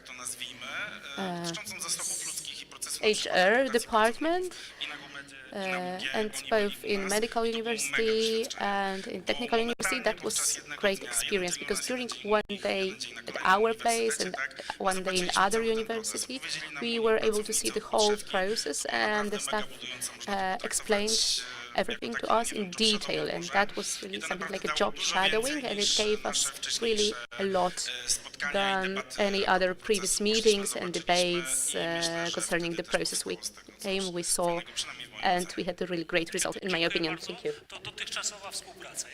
Thank you. So, cooperation so far, what experiences do you share? Welcome, ladies and gentlemen. Yes, it is certainly an advantage to be here performing on the stage of Gdańsk Shakespeare Theatre. Unfortunately, no eye contact with you, members of the audience, is possible. I represent the Faculty of Economics, and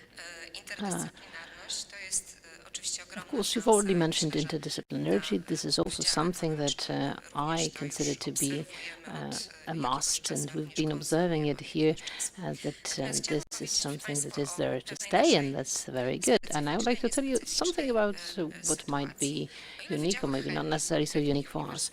The Faculty of Chemistry departments across universities have been cooperating really closely. We all know about that. That has not necessarily been the case. Of 3 faculties of economics that we have at the 3 universities, so we've got the faculties of management and economics at the 3 universities, and Under the umbrella of FarU, some years ago, we initiated a cycle of seminars. The seminars organized by the three faculties representing the three universities, and that constituted a great chance to map our potential. We operate within two scientific disciplines, so these are the common ground aspects of our scientific research, but we had not necessarily realized what our scientific potential was, what we specialized in, how open we were to cooperation, what experience we had in conducting academic research. And I need to tell you that the umbrella of FAR universities enabled that. Before that, we would compete rather than cooperate. Most of us, maybe not everybody, but most of us are now aware of the fact that we are facing the unavoidable, that is so-called competition. So cooperative competition, and here within FarU we exemplify that. Of course, we are not the only ones, because probably across some other faculties you would also find those areas of cooperation. And that's interesting, by the way, because as three faculties we have common roots. Many employees, many scientific staff members of the Faculty of Management and Economics of the University of Technology graduated from one of the two faculties from the same scientific disciplines at the University of Gdańsk. Thank you. How about your prospect of inter-university cooperation? I think my situation is about the easiest here. From the point of view of the survey whose results you presented, cooperation across the libraries is perhaps most advanced. We know how important this area of supporting scientific activities and didactics, how important it is, what effects it has brought so far, and what other opportunities it offers. Cooperation across our libraries is so well advanced, and it is perceived as such. That also reflects the processes that have been in place, and probably they are likely also to happen in some other areas of cooperation across other domains, because what the libraries have been through are a few stages of working in unison. Well, first, actually, you started Fahrenheit as the ATM, or the cash dispenser. That was the stage of our cooperation when we thought, well, maybe there would be some funds, through to project and task-oriented activities within a single system and obtaining financing owing to the fact that we consolidated. That enabled us to actually obtain additional sources of funding for the introduction of ALMA system and the new browser and search engine, and that opened up the gateway for cooperation within this competitive cooperation. Library is not just about sharing the resources, but also biometry and a number of other areas that require us to cooperate and to support one another with our competence. And this is this stage that we have reached now, a consecutive stage. Thank you. Now I would like to ask you to find unique benefits resulting from your cooperation within FarU and the consolidation process that accompanies it. And I think we can talk about those three streams of mission.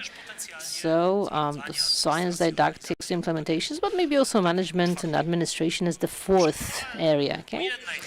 Let's try to think of a single benefit that you consider to be the most important one. We've started heading towards this direction. I think that the unique benefit for the administrative employees that I have a pleasure to represent is the opportunity to develop best possible working standards. So this mutual inspiration, how certain issues are resolved, how certain topics are addressed at the other two universities, and trying to arrive at some standards. So you learn from one another, and from the point of view of management, you can also compare the efficiency of certain solutions. Yes, but we are all quality and progress oriented. This mutual quality related inspiration is of utmost importance. That would be hard for me to choose one because there are really numerous benefits. But if I were to pick one, I think that this intellectual melting pot that is being created, we can look at the same issues from so many different perspectives, discuss them, and maybe discover a perspective that has not been available to scholars who tend to stick to their own areas and might fail to notice the opportunities that lend themselves. There are also, of course, developments in other areas and disciplines, so it's good to be able to draw from that. And it seems to me that we could create conceptually broader an environment. And I think that it is hugely beneficial. In scientific research that the Grenoble University carried out, this is what kept resurfacing, that putting down those silences and also interdisciplinarity understood as something more than just a buzzword. Oftentimes, the representatives of humanities and social sciences complained that they were actually treated as a bit less important than the core of sciences because we deal with ethics and so on. But on the other hand, it was discovered that owing to this integration, we have international projects that perhaps wouldn't be so easy to implement if we stuck to our ivory towers. I studied and was scientifically brought up in an intellectual melting pot. So actually, I'm the proof here that this mixing can be very beneficial. I studied maths, then I got my PhD in molecular biology, and now I work at medical university, working on my habilitation. That wouldn't be possible if I didn't have this exposure to this clash of a variety of influences. It's like in one of the famous books where you've got some hermetic disciplines actually opening up to one another. One scientific issue can be addressed from a number of points of view. That brings me back to competences. To that, I would add scientific infrastructure. Of course, at all the universities, we've got a certain part of infrastructure that is very much alike. But particular universities also have some equipment that is unique. And that is, again, something that can be beneficial when we think of our inter-university cooperation.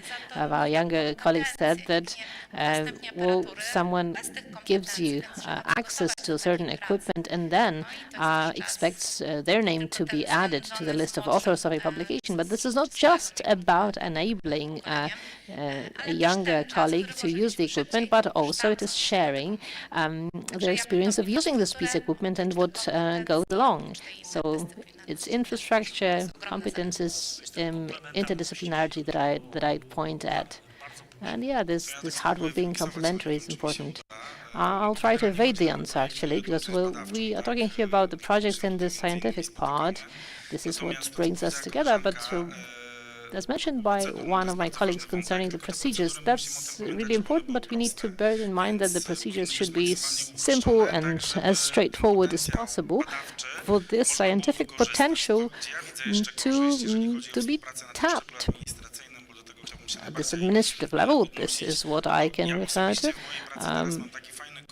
I'm comfortable at work now that when there is an issue, I'm looking for a license for an event or so, I can always call Kasia and ask her, listen, could you refer me to somebody at the University of Gdańsk who has this license because I need it now? And I always get the help I ask for, so that's certainly a benefit. And we could develop it further on, building a base of competence of administrative employees. There is a competence base, for example, that was presented at the University of Technology Science Knowledge Bridge. We see what a given scientist is knowledgeable about. We can read their bio and understand what they deal with. We could do the same As far as administrative staff members are concerned, maybe we could have, for example, some employees who are competent in submitting applications to obtain financing and so on. And then we could all join our forces, and I believe that would be great and would constitute a huge competitive advantage and also open up development opportunities for the employees of the Fahrenheit universities. How about management, economics, or even social sciences? Well, you've said so much already that it's hard to add anything on top of that. I agree, interdisciplinarity multiplied, multiplied. Of course, we have the effects of interdisciplinarity that's increasing, for example, the potential when applying for research projects. But I feel that we have failed to make the most of this potential in terms of social sciences and interdisciplinary implementations, where oftentimes you need psychological, marketing-oriented, financial, social studies, and this is what we have within our potential pool. So I think that we really stand a great chance of benefiting from this potential that we have gathered within FarU, rather than subcontracting it to external entities. We could carry out such research projects and service on our own. Within FarU, it would be far better to communicate it as a network of relationships rather than organizational structure. I think there are certain concerns on the part of employees of faculties. They're afraid of the red tape. But what FarU is first and foremost a network of relationships that guarantee the success of multiple endeavors. Such networks of relationships were shown in the videos, and well, we are happy that they keep on developing vibrantly. The last unique benefit, well, it has been mentioned already, but I think what we should emphasize is the efficiency of the association as far as a variety of goals go. The library cooperation is proof in the pudding, where we showed that we constitute a single platform. At any place, in any reading room, you feel at home. And there is yet another effect that we could hear from the students, but it is worthwhile emphasizing it. I believe that Gdańsk has become an academic city owing to Fahrenheit Universities Association. Well, it had not been the case before the establishment of it. Now we have this integration. We invite other universities to cooperate with the association. Some of them want to join in. This platform is opening up, and now we can say that Gdańsk is really an academic center, and this is beneficial to us all. Yeah, that's for sure. You are being talked about. May I add another benefit? Something has crossed my mind.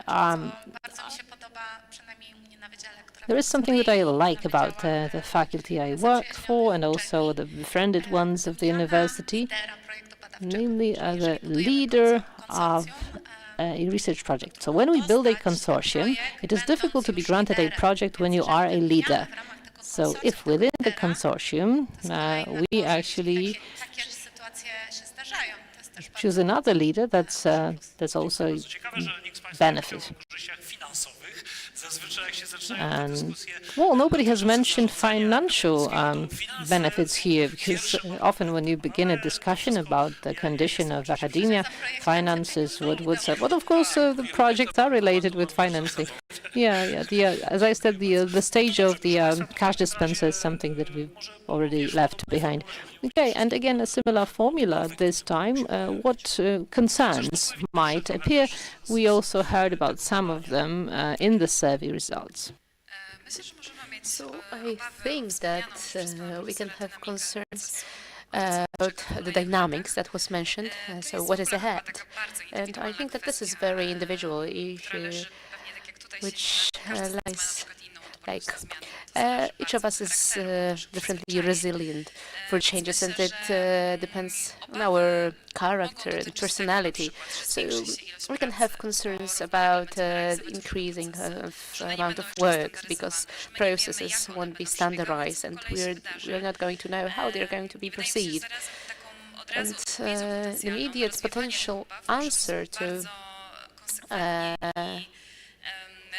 is being consequent and regular communication with staff, so that they can understand better the process, and the better we understand it, the less worried we are.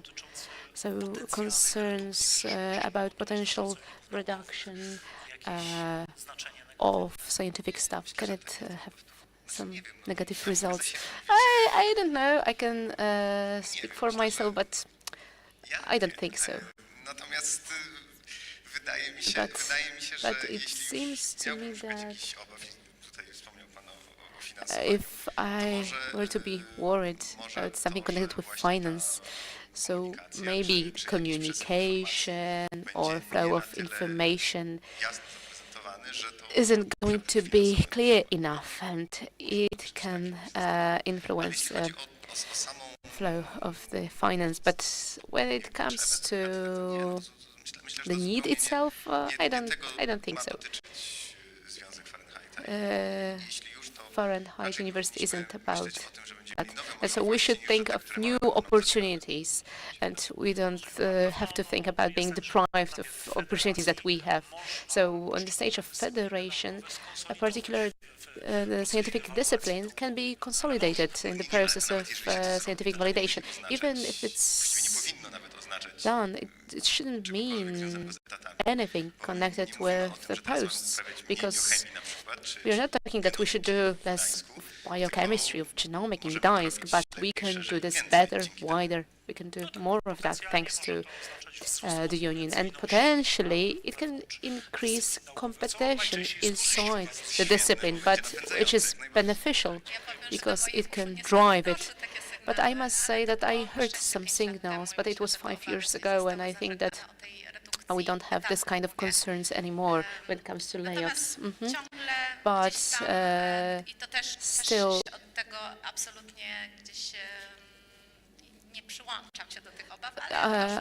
yes, but I heard about it, but I am not worried about that, about those layoffs.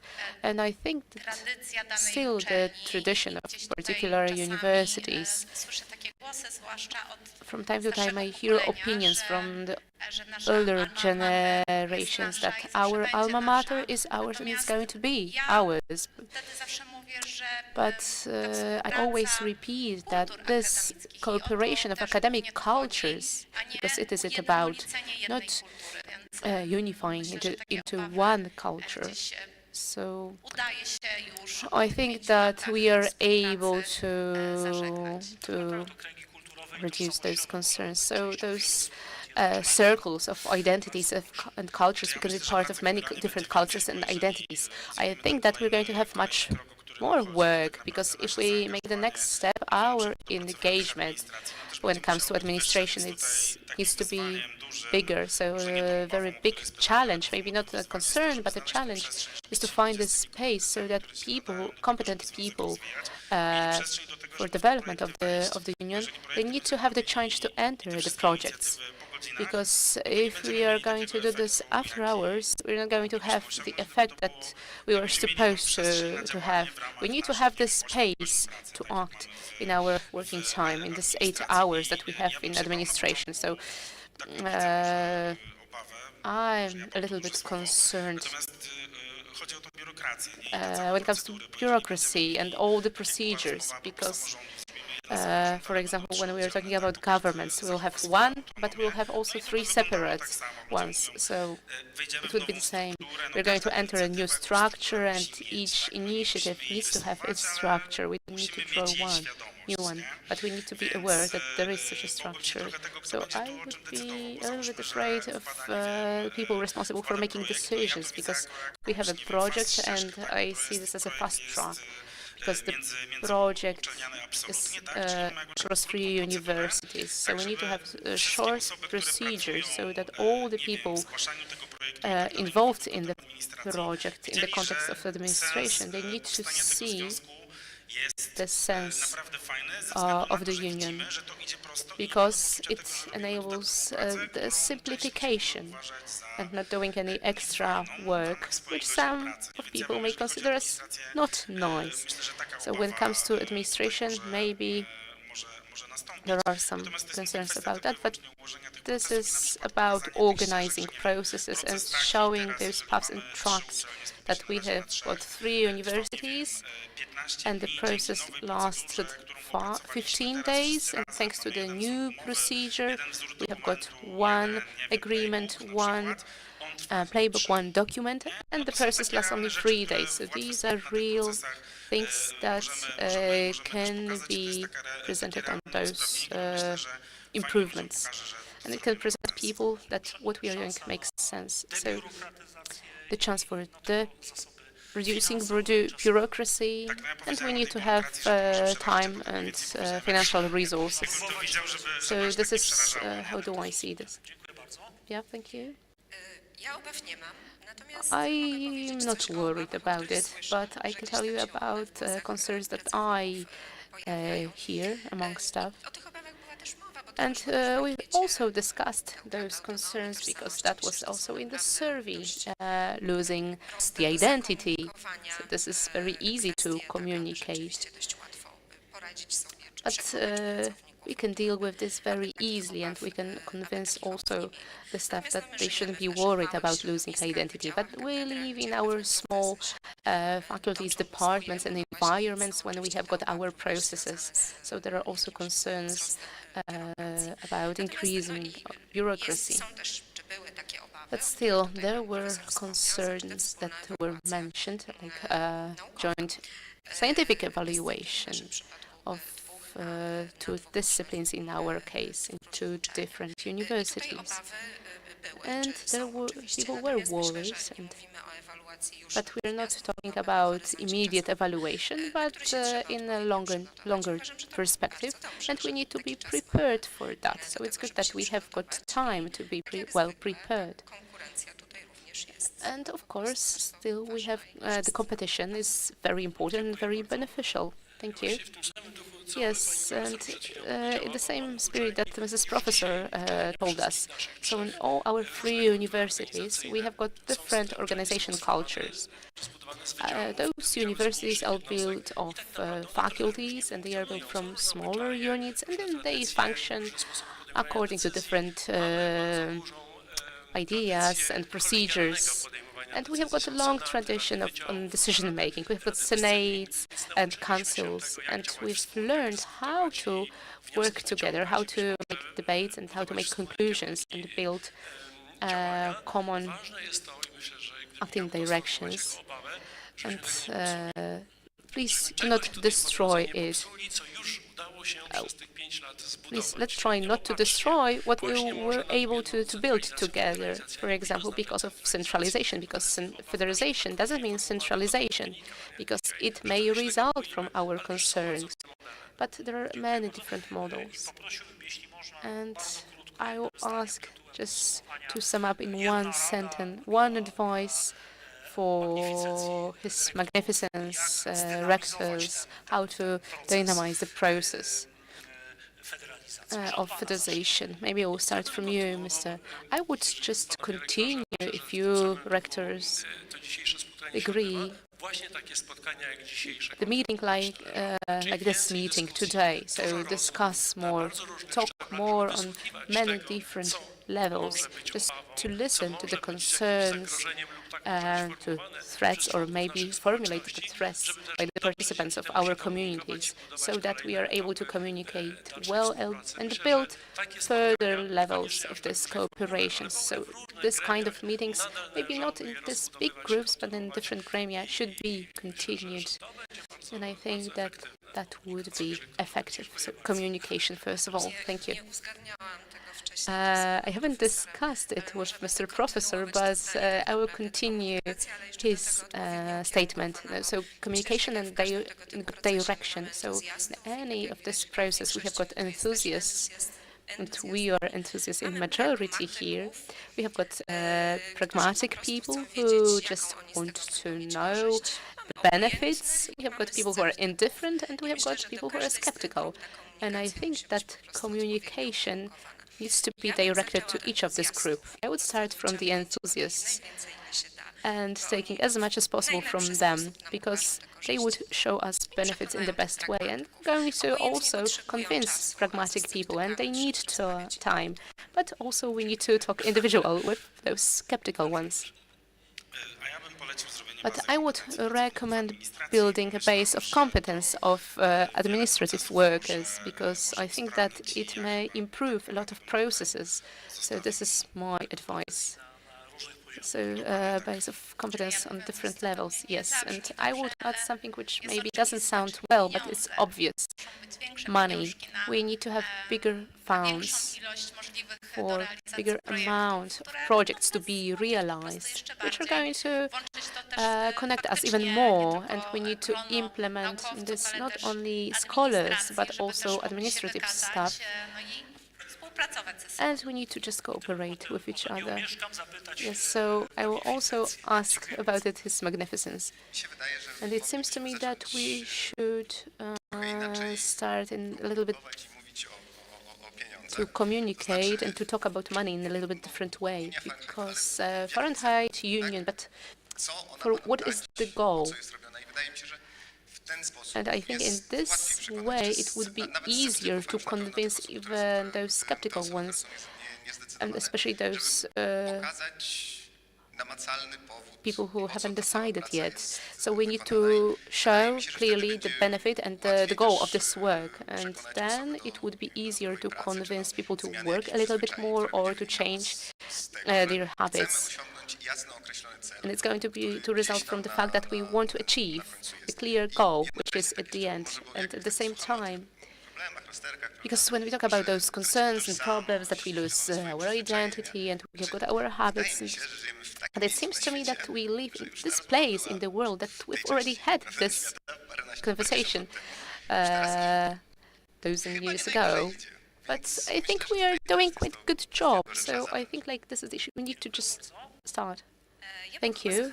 And I would encourage you to create more and more opportunities for meeting with each other, and also to create opportunity for scholars that they can meet with each other, because it creates really amazing and unique ideas. So next time we are going to invite skeptical members, not to talk in the circle of enthusiasts. Thank you very much for your presence and participation. Thank you.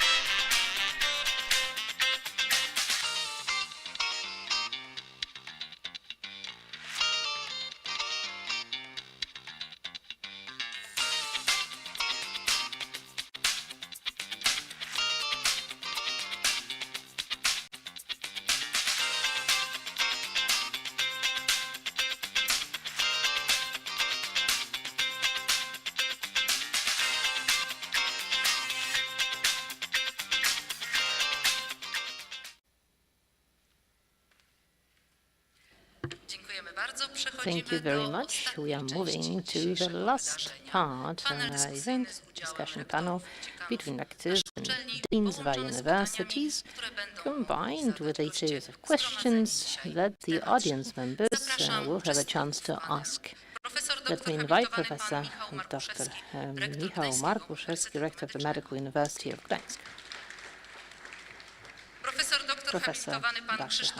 Krzysztof Wil, Director of Gdańsk University of Technology. Profesor dr habilitowany Zapraszany pan And Piotr Stepnowski, Professor rektor Stepnowski, Uniwersytetu rector of the Gdańskiego. University of Gdańsk.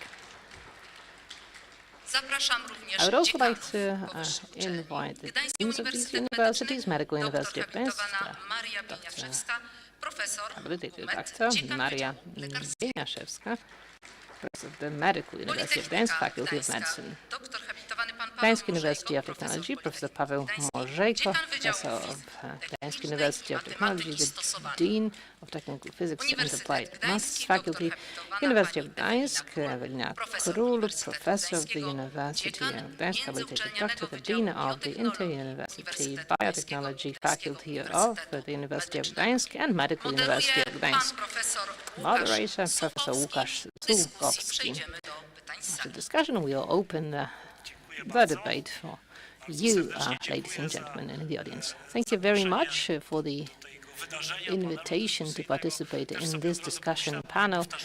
I thought about this unique opportunity to perform here on stage, the Gdańsk Shakespeare Theatre that I love so much. I'm so happy that we have a chance to discuss in this iconic venue.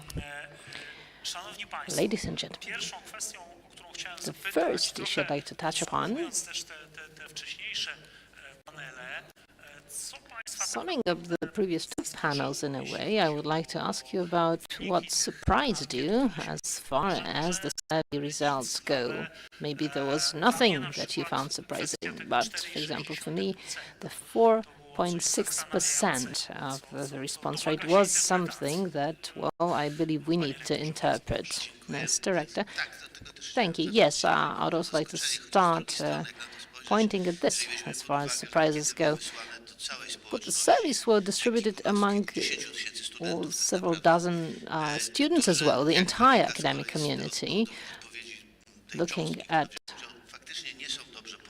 how few of them participated. That only proves that the students have not been introduced in the process in the right enough, in the right manner. That is why we have such a low response rate, and of course I would wish for this response rate from the community was bigger. Another surprise was a seemingly logical response, like the question whether the money access to financing will increase, but actually most of the respondents said they did not see that coming. But what surprises me is that among academic teachers, particularly those scientific scholars, there was such a low percentage of those who have an optimistic outlook upon the financing opportunities, because I am optimistic about that.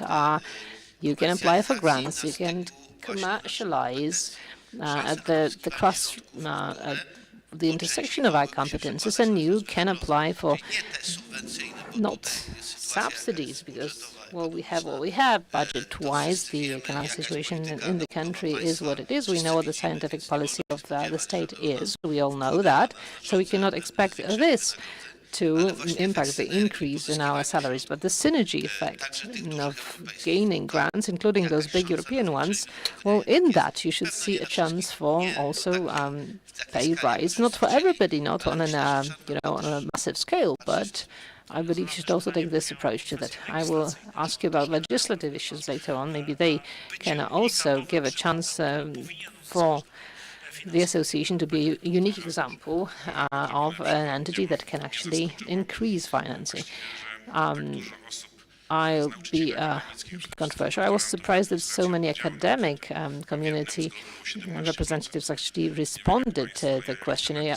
In one of the groups, 17% participated. When I see survey in the type of an email, I delete it instantly. But when looking at the students, for the first 2.5 years, so a student struggles to survive, and thinking whether there is any structure above the university comes as something entirely abstract. So I'm actually surprised, and that means that there are a lot of students who are actually very mature.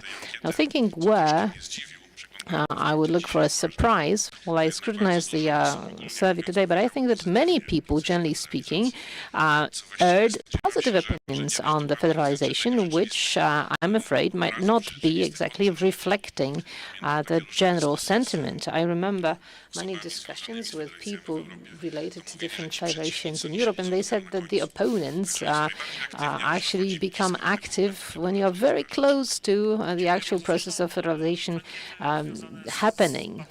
So they would not reveal their skepticism early on. So is that something? Well, we will wait for the debate and for the questions. But if I were to refer, I will again apologize for not having introduced the employers of Pomerania, pracodawcy Pomorza, with Mr. Zbigniew Czaniewski, the chairman. I failed to welcome them when I opened up the debate. Apologies, Zbyszek. Without them, we wouldn't do much. So, again, I apologize. Now, in terms of federalization, for 4 years, we've been struggling for the amendments of the Act so that the federation can actually happen and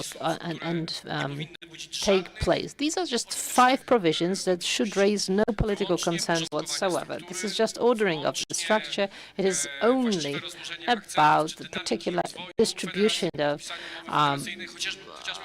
say, the stages and evaluation, signing of the agreement, inheriting of the status, the initiative of the university with scientific excellence and so on. This is just about the ordering of the status quo. I will not tell you about the reactions of particular ministers. We don't need to talk about that. But there is this great initiative that came as a support. This is the metropolitan area and the Metropolitan Act here in the Pomeranian region. Owing to the legislative work that started concerning this project, we also managed to include the Federation University as a key think tank of inter-regional, across-regional area, talking about energy transition, nuclear energy, the aging of society, and so on. So we are to talk and be considered experts on that. And we would also talk about the bonus for federation. So whether we are talking about any financial advantages, everything is in the hands of the members of our parliament. And of course, this signature that you know who needs to give at the end. But what we've done, whatever was to be done in order to amend the act, and another act that, not just the one about higher education, there's also the one on the metropolitan areas. This document is on its way to the parliament, so that's a necessary condition for us to be able to take another step. Thank you very much. The beginning of the legislative process, that laid foundation for the federalization, is something that has stretched over 8 years now, and the only outcome really is the consolidation of the Fahrenheit universities in Poland, plus non-public universities that have a single founder and 2 military ones. Yes, so these cases are really, really very rare. Madam Dean, are there any surprises in response to the survey results? I will refer to the not even 5% in terms of the response rate. It's not maybe a surprise, but they simply reflect the engagement of the enthusiasts. Like Mr. Director said, when you see yet another survey in your email box, you have the reflex of rejecting it. And I decided to fill out this one because I'm enthusiastic, and I believe that most of the respondents followed that pattern. What matters to me is that I believe there is too small a knowledge of this phenomenon in the community. I have no idea how to raise this awareness. It's not just about picnics and about social meetings. I don't think that meetings will resolve anything here. I believe that it is about something that has been mentioned already. The most important issue is the mapping of our competences, mapping of our potential, mapping of what students of Gdańsk University of Technology can contribute to the Medical University of Gdańsk. Those of the University of Gdańsk can contribute to Gdańsk University and Technology at different levels. It's not just about students, also it's about academics. And it has been mentioned as well, the competition between the two faculties that used to be competitive proved to be possible only once the mapping occurred. Exchange of thoughts became possible. Medicine, for example, cannot develop without the contribution of other specializations, faculties, economy, pharmacoeconomy. We really need this background and these opportunities that other disciplines offer. We need an idea, but also need some hubs where we could be able to monetize our ideas as a prompt that we will keep on developing in a bigger group. That's, I believe, the direction in which we should be heading in our federalization efforts. Thank you, Mr. Dean. Any surprises? Well, it is not a surprise that I was surprised with the response rate. We are discussing here at the level of more statistical error. Madam Dean said that probably it is the enthusiasts that responded. But if this is the case, they are not so enthusiastic after all. You had many yes or no or I don't know like answers. I'm surprised with how conservative the respondents are. Yes, let's do federalize. Let's have a shared library. We are for. Well, this is something that has partially been done, right? It shows that this activity proved to be more efficient. But we have some shared disciplines across our universities. And in this case, you can see a lot of skepticism and caution. You can see a lot of concerns concerning the loss of autonomy. The logotype would be the fourth one. Oh, it's the first one to the left, but it's not the one above the three universities, and maybe it should.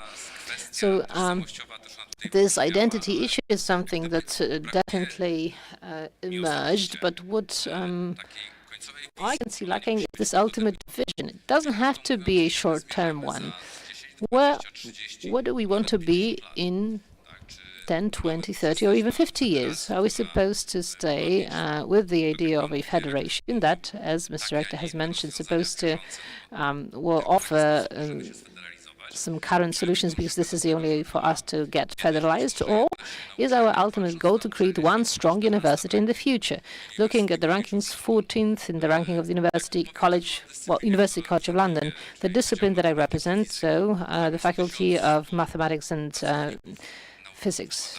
There are 1,100 scientific and didactic academics and numerous students. If we combine the two faculties, the applied maths and so on, we have 300 employees and we have a bit more students. Well, I'm just trying to say that what we are missing is this ultimate vision where we would like to get to, because what we sold well is something that we were supposed to promote a few years ago when the community was rather skeptical about something new that it was afraid of. So this survey reflects what we sold to the society.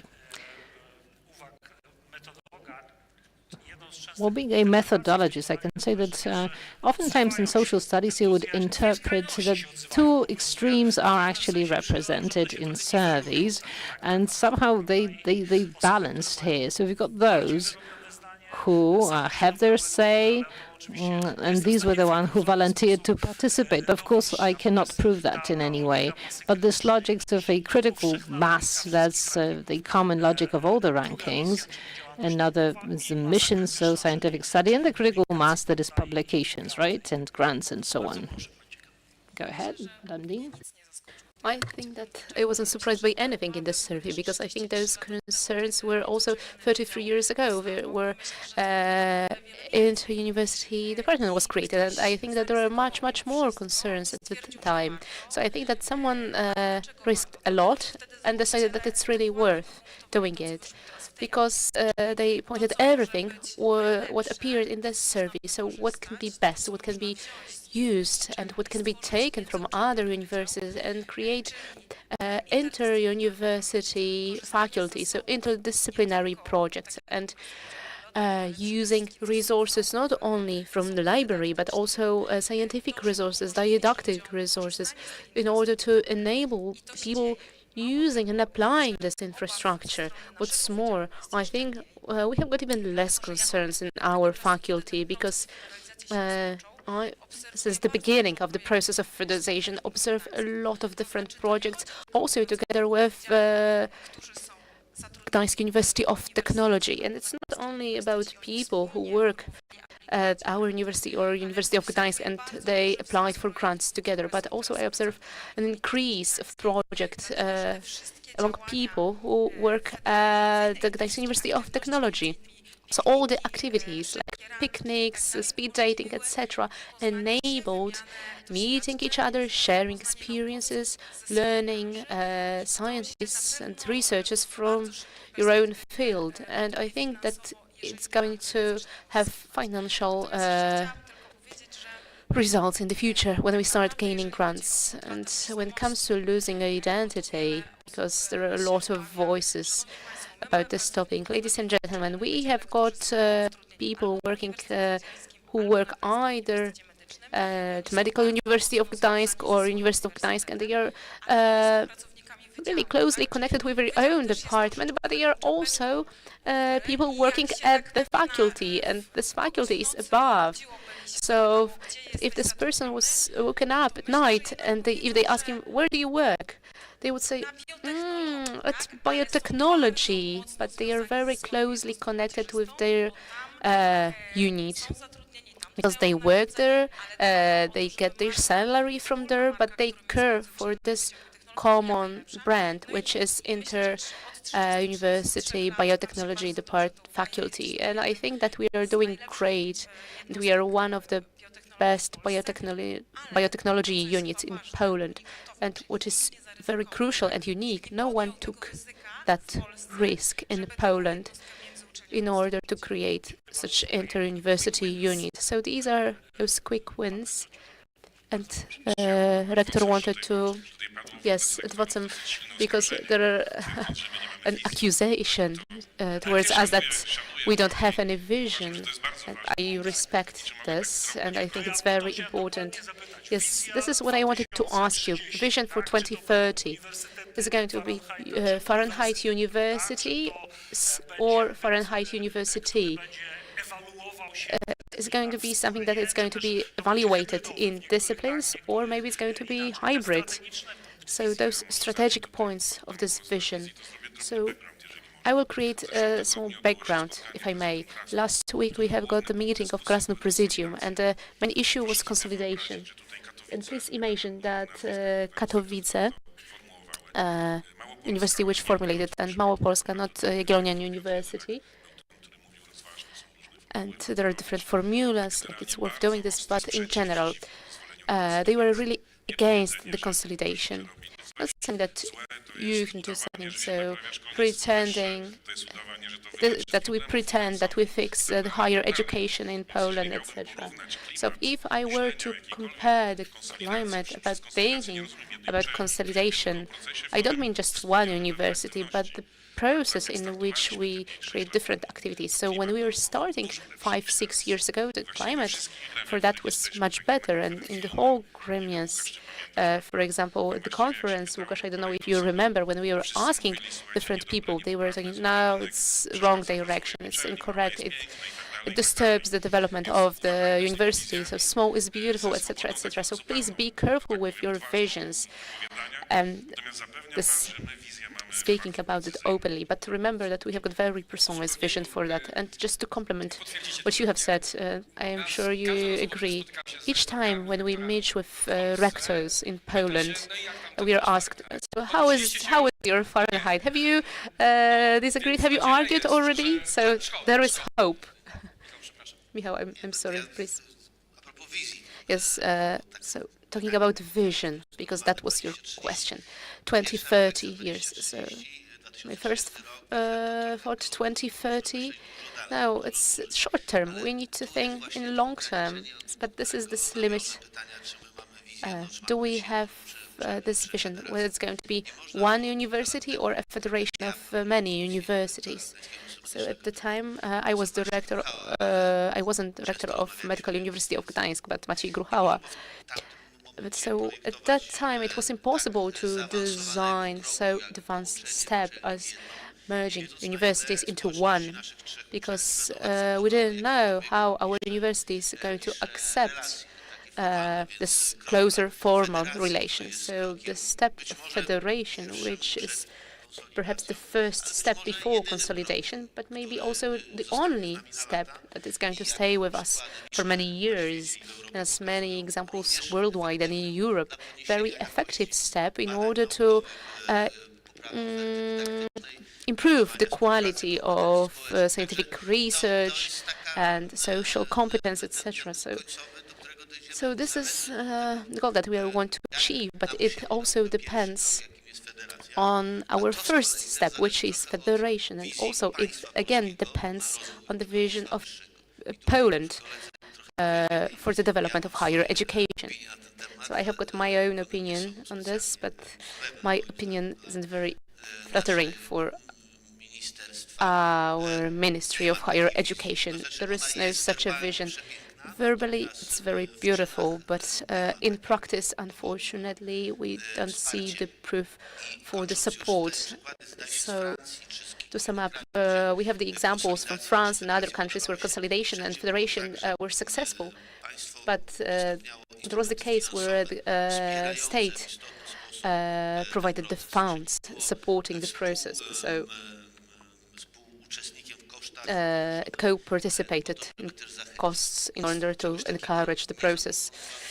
We weren't suggested anything like that, so the vision of material benefits is created by your rectors, so we're going to cooperate more so that we'll be able to gain more money, more funds, and we're going to have more students.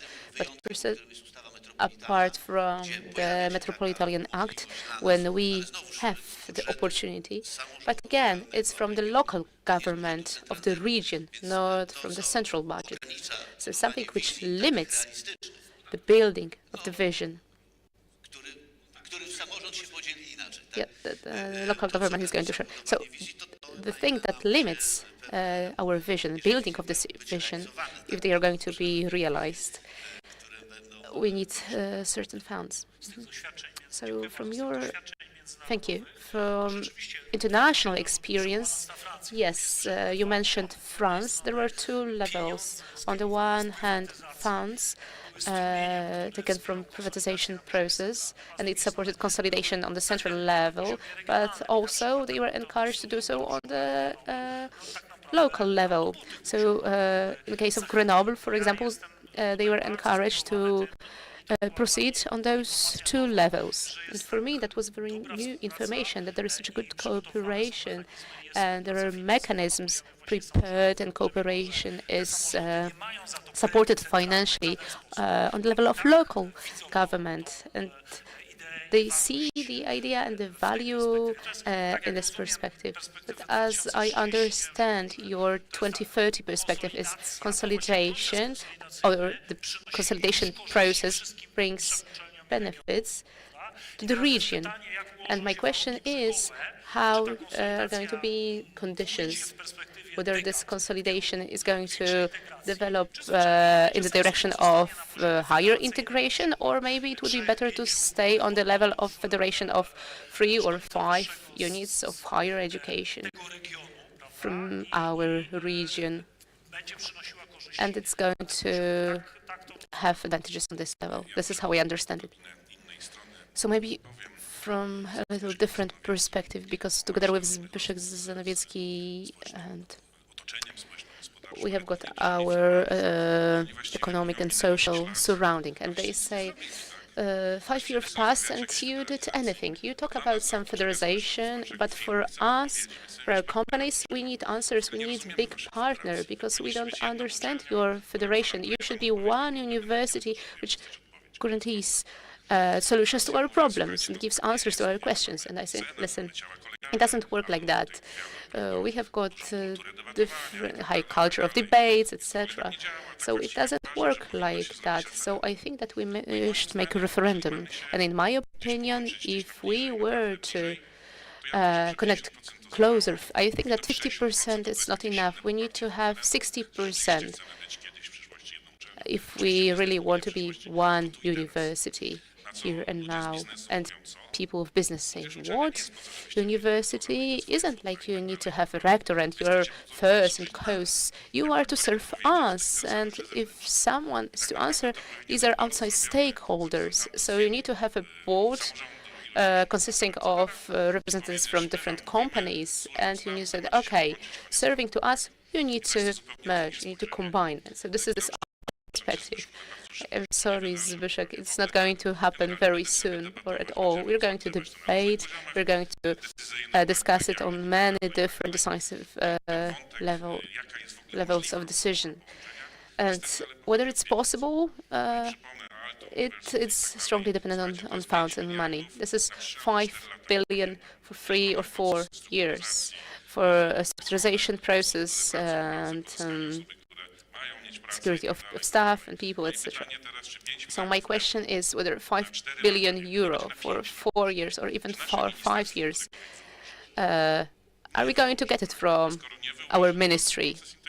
Probably not. So then the process of integration needs to be in this slowly grassroots way. So this 10-year, which is given for the evaluation, this is from the very beginning. So 10 years for the common evaluation of common directions. So we're going to have the answer in 10 years. I hope that this legislation is going to be accepted by the Ministry of Higher Education. If it's possible, then the federation would be very different from the union, that we're going to have stronger structure to present outside. So I think this is a very crucial element. And to be honest, building and choosing those processes that we think as the most important, so step by small funds, building this element, but building with very strong base. Thank you very much. Of course, we function in certain reality. So it's not so easy to overcome. We serve the economy, but also we serve doctoral students. And I was really impressed by the first panel. They are going to decide how the consolidation is going to look like. So I'm really calm. So it's going to be intensified and kept with all the organizational problems, of course. But I think that everything has been already mentioned about the perspective, about the vision. Of course, it's 2040 or maybe not 2050. No. It's passé. But it seems to me that we still need to address those concerns that were addressed in the survey, not only statistic data. I agree totally with you. It isn't surprising, but detailed answers. There are a few of them. In the case of the University of Gdańsk, these were threats articulated by people from humanistic department, faculty, that through federalization and further consolidation of university, humanistic faculty is going to be dominated by scientific faculties and medical faculties. And another argument was that here, yes, this interdisciplinary is easier in those faculties, and it brings particular effects and points when it comes to grants. But unfortunately, in humanistic faculties, it doesn't work like that. But they don't have to be worried about that. We have got a lot of examples in humanistic faculties in Gdańsk, and in disciplinary solutions is very successful. We have got 100 years of Maria Janian, a very important person, and she talks about transgressions. So transgression, creating new workshops in order to evaluate humanistic faculties. We are here in Shakespeare Theatre, created by Professor Jerzy Limon. He exceeded this humanistic faculty, so there are no worries about us. Let's take this opportunity and please enjoy this opportunity and interest from the local governments and business. A huge chance. Please do not waste it, because those people from the first panel, they are not going to forgive it. It's my impression that the benefits, on the one hand, are progressive. Then, on the other hand, there is a chance for a legislative, financial, and other kinds of breakthroughs. Anyway, it is going to be a win-win situation for all the universities participating in this process. If I may, I would like to ask a question now that I would address to our deans. And I'm referring to the perspective of the good olden days, where you had some organizational entities, and well, there was an issue of autonomy versus centralization.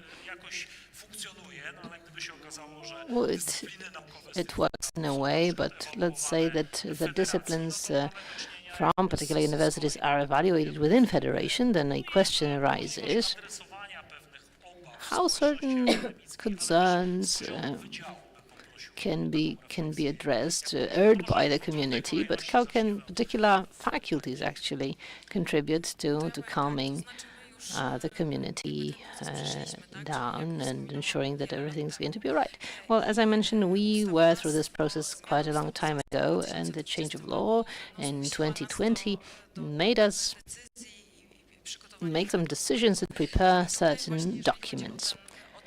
As far as this autonomy is concerned, as I said, the employees are employed either at the Medical University of Gdańsk or at the University of Gdańsk, and they need to abide by the bylaws of both these universities. But the major document which makes it possible for us to operate is our agreement. This is an agreement on creating and operating of the interfaculty faculty that was concluded and signed by both the rectors. And this is a superior document which makes it possible for us to operate within and across two universities, preserving our own identity and autonomy. What is more, it enables us to carry out initiatives that would not be possible should we operate independently of each other. All these interdisciplinary projects and endeavors that are supposed to support the development of our universities found their way to this agreement, like International Scientific Council, for example. This is something that had existed before the agreement, and it was an advisory body that supported us in our development. And I think that this is something that we draw the best ideas from, those that make it possible for us to develop. And now all the employees identify with their university, but also with the faculty, and the agreement makes it possible for us to stay independent. Mr. Dean, thank you. Mr. Dean, over to you. From the point of view of running a faculty, this has two disciplines to it that are shared with the University of Gdańsk. It is not the case that they are multiplied. These disciplines are complementary because we run research within different areas and we cooperate. It might be easier.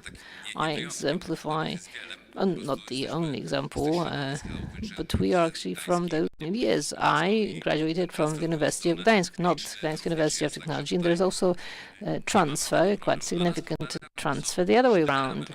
What is a problem is the fixed frameworks. For some time now, we've tried to push forward an initiative concerning the studies, postgraduate studies.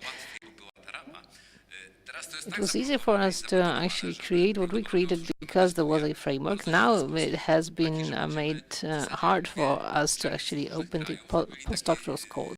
We need to act as if we actually were two universities from two different states. Nobody has done it before, like having two universities representing the same country. Wanting to do that, Poland is going to go mad.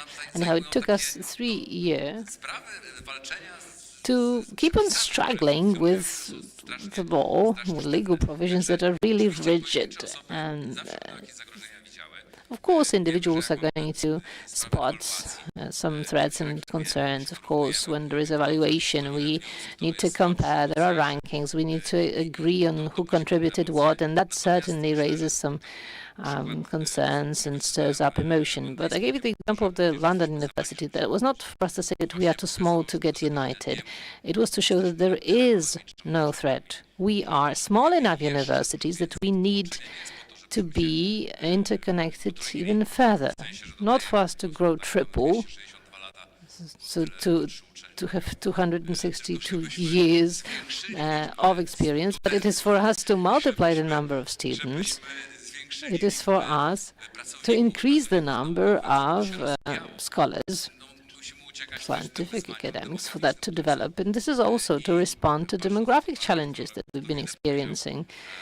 Now, looking at what Rector Krzysztof Wille said, perhaps universities would protest because, well, the community says, well, let's not integrate, let's not do that. But that's over 100 universities that are ministry dependent, 174. Well, 92 of them got some subsidies related to pay raises. But, well, sorry to say, but there are too many of these universities in Poland. We wouldn't even be able to list half of them, are completely unknown. Once again, I would like to congratulate you on the fact that you surmounted this mental barrier related to the social capital, to this lack of trust, taking care of actually holding power. Why should we give the power over to some dangerous structures like a federation? Let me just respond to what we've mentioned. There is no point to create a university that would combine the universities from 3 different administrative levels. Alek Nowak said so, the rector of the University of Warsaw. Madam Dean, and then we'll give the floor over to the audience.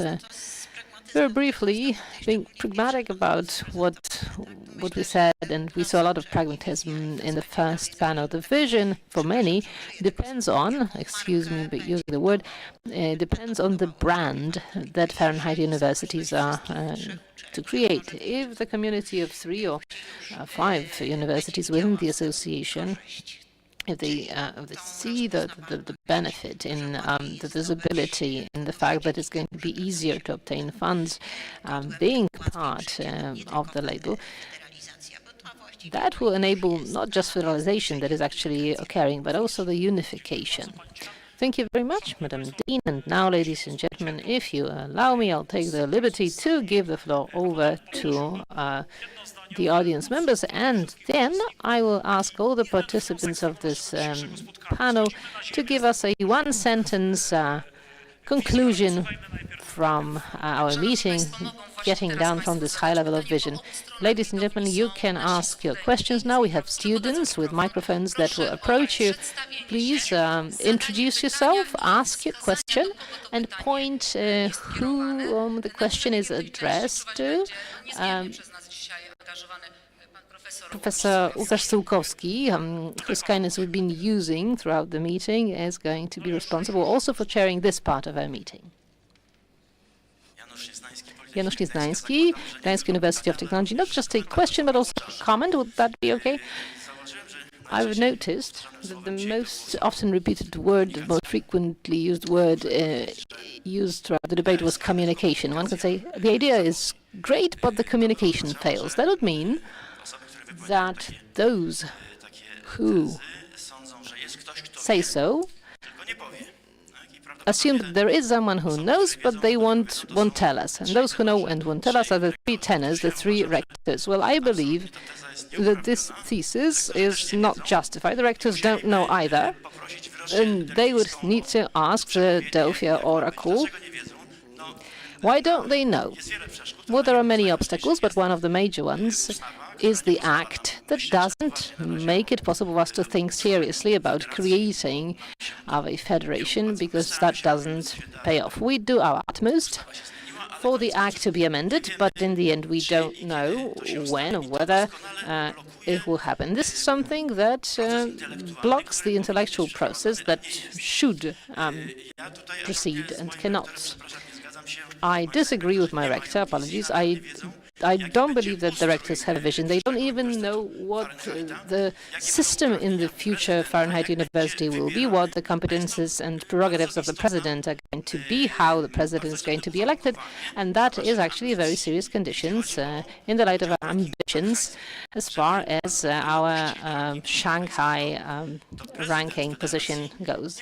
The president of the federation cannot be a dummy one. They need to have some real power, and we need to establish how to elect it, whether we should have some Regents' Council or a Council of Directors or any other body. This is something that we don't know yet. We don't know how, and there are numerous issues like that, some issues of fundamental nature that lie ahead.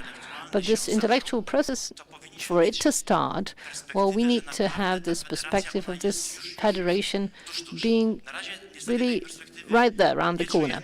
We cannot sense this perspective. For a few years now we've been struggling, negotiating with different kinds of ministers, making attempts to amend the Act, to no avail as yet. So to my mind,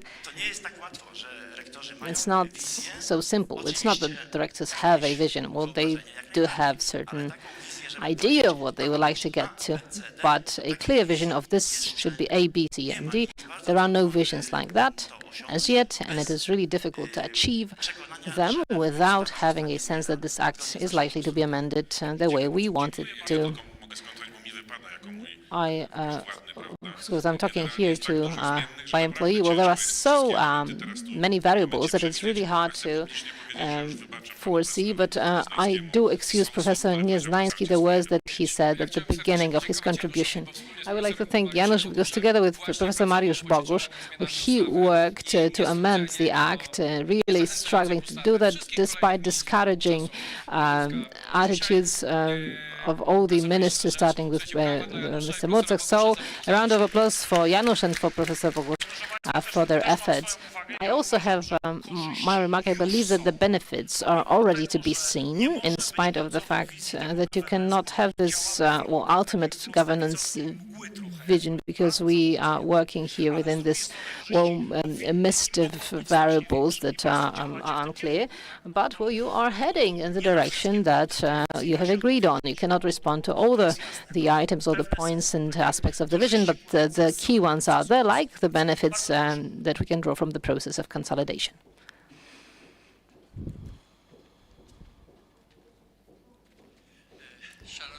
Ladies and gentlemen,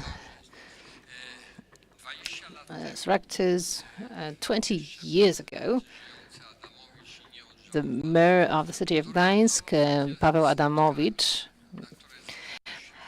regretfully we lost, held a meeting of different milieux. There were some funds to be distributed, and he started explaining that you can get the money if certain integration processes are launched. And then, 20 years ago, I said, it is clear that we need to create a single university. Back then, well, I learned my lesson. The rector, the vice rector of the medical university said, like, you must have landed here somewhere from outer space. How can you be saying such a thing? We have a completely different strategy, different culture, and so on and so forth. Today, and I enjoy every day relationships and contacts with the representatives of all the universities. I don't know, maybe I'm lucky, but none of them is against the federalization of the university. Quite the opposite. Every rector I talk to provides me with a variety of arguments for the federalization.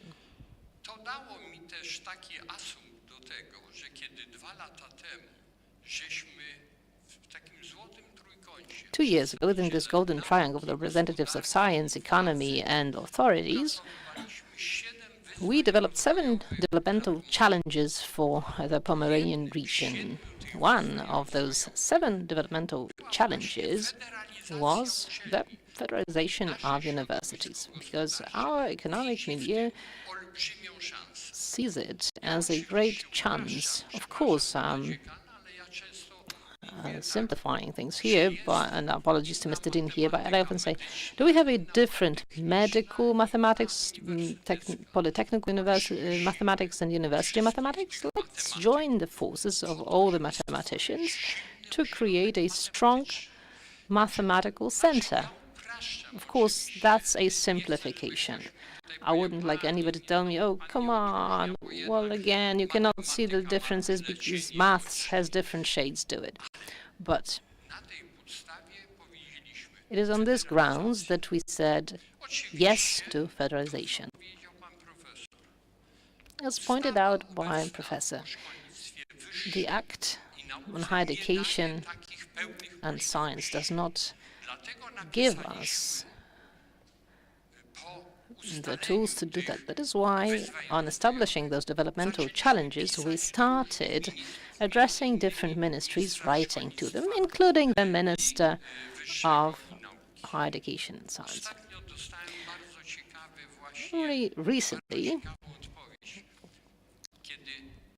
did I get a very interesting reply. I asked the question, when are there going to be amendments introduced to the Act on Science and Higher Education enabling federalization of universities?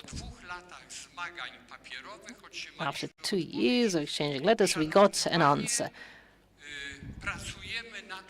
Mr. Stanowiecki, we are working on a Metropolitan Act that will provide the answers to all these issues.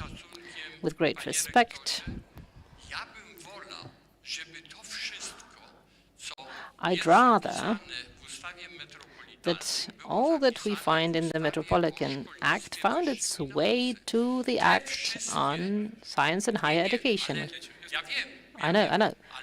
But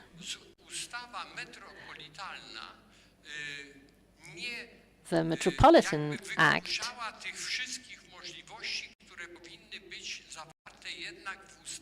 should not really be the one defining everything that the Act on Higher Education and Science should concern. Let's bear this in mind, that the Metropolitan Act concerns our voivodeship, our region only. That's an act that is dedicated to a metropolitan area that does not constitute part of the administrative structure of the state. It is a hybrid next to the state structures. It can only be supportive in a way, but it is not the one that is to determine anything. So all these profits and benefits should find their ways to the Act on Science and Higher Education. Those that make it possible for the universities across the country to get federalized. So as not to strengthen just a single federation. So if it is a Metropolitan Act, we should also have a Metropolitan Act on the rules of creating and running metropolitan areas in Poland, not just in one voivodeship. That's why what I say is we should, in the first place, have an Act on Higher Education and Science that would lay foundations and specify the conditions for the creation of such shared activities of the universities, so of their federalization. Thank you very much. Ladies and gentlemen, because we are coming to the end of the debate, so just please short questions.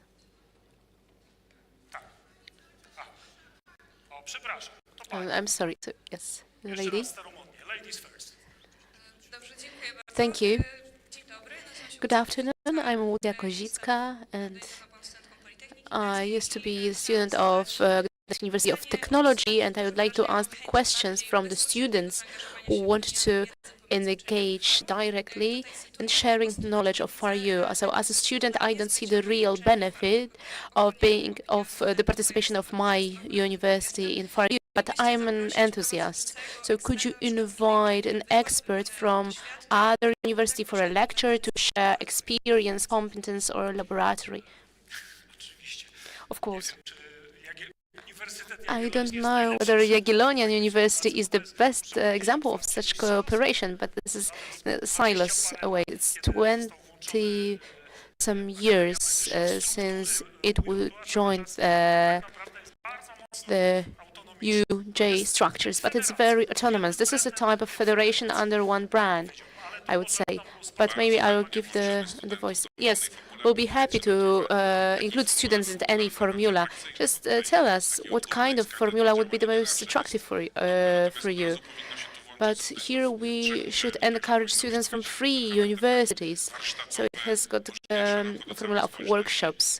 So it can be beneficial for the whole community of students. So the example that I got from students is that, for example, we have got professors from other universities on our lectures or workshops. So this is an example from us. Thank you. Please, question.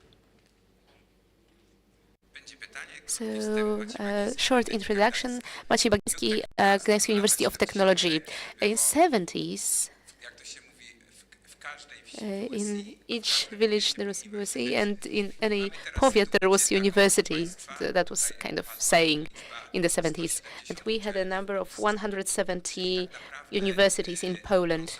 So, in fact, consolidation or joining or making a federation, it's not the issue whether we want to do it or don't want to do it, whether we have referendum, whether it's from top from the other. This is the duty of the state if we want to have a Polish higher education and function in Europe and function in international structures, because we are not able to keep 170 universities or public universities because everything is too little, and they cooperate, but it cannot function structurally and can be profitable. So my question is, who is the opponent that cannot appear in the acts? Maybe I will provide the answer, because the ministry which is responsible for this, I'm not in this ministry, so for me it's the easiest to answer this question.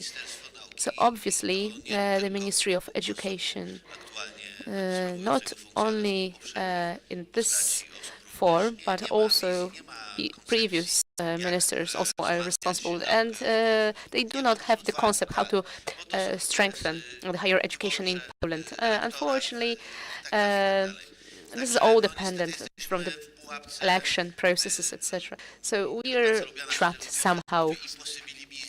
We are in the trap of so-called impossibilism. So there is lack of vision, unfortunately. Yes, and lack of autonomy. So universities need to want to consolidate. So this is not just the logic of the system. So the last question. Yes, can you hear me? Maciej Śliwiak, student of Medical University of Gdańsk. I would like to ask about one thing which wasn't in the survey, namely sport. Sport can also help to connect universities. For example, climbing section on Gdańsk Medical University of Gdańsk, while on Gdańsk University of Technology there is nice climbing wall, and they have got wonderful climbing group. It would be possible to combine, and it would really look really nicely a team of Fahrenheit universities, for example. And to be honest, Gdańsk and Gdynia create universities which go further from Pomerania Voivodeship. I'm not mentioning all the sections. Some team sports do not need this connection, but team sports or other individual sports, it would be possible, in my opinion. So I think it could be a good idea to suggest closer cooperation in this field. It could be very encouraging for the future students and doctoral students that they see, like, for example, joining Medical University of Gdańsk or University of Gdańsk, they can benefit from this sport integration. Yes, I will answer quickly because this is the student of Medical University, so director of Gdańsk University of Technology. So it's possible to create such a mechanism to use this climbing wall for free. So I would just add that the sport activity outside of classes, so opening it for different sections, it should be integrated. And at the beginning, there was an initiative like 3-to-3 basketball, and Fahrenheit universities provided it with its logo. Yeah, we had a year or two where Fahrenheit University had its basketball 3-to-3 team on an international level, and it worked, but keeping it was quite difficult. And remember that sports infrastructure that we have, it's very poor, unfortunately. Any Western country, or even not Western country, Hungary, for example, it's really incredible, like how many gyms and other elements of infrastructure they have. So we are creating it already.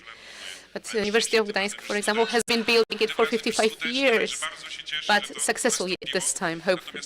So I'm really satisfied to see that. Of course, we'll try to optimize those resources. It's a great example how to use the resources by their amount of money. And when Michał wasn't with me, at the gym of Gdańsk Medical University, it was impossible to play handball, for example. But now it works and it functions very well. So step by step, we need to move into this direction that you've mentioned. So we can count on each other always, as you can see. So it's very good that we don't.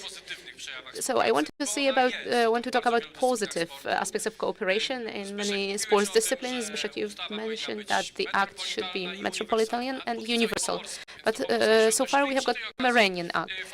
And so we refer to that, and we try to change also National Act when it comes to higher education. Everything starts in Gdańsk, and we need to stick to that. Of course, in Gdańsk, academic golf started. I don't know if you know, but in our academic club, we have got 80 golf players who play on golf courts for free. And these are students of our university. So we are waiting for students from a medical university because rector doesn't allow them, but he's nodding, so maybe we're going to have them also as well. Okay, last question, ladies and gentlemen. Thank you. My name is Bartłomiej Mróz. I'm a scholar from Gdańsk University of Technology. As a young scholar, I entering this world of big science. I am very happy to have my best publications in really decent magazines and journals, and there are a lot of words about innovation, research and cooperation that will make us competitive, not only nationwide but worldwide as well. But as a young researcher, I see quite big dissonance that innovation isn't a game that all of us play.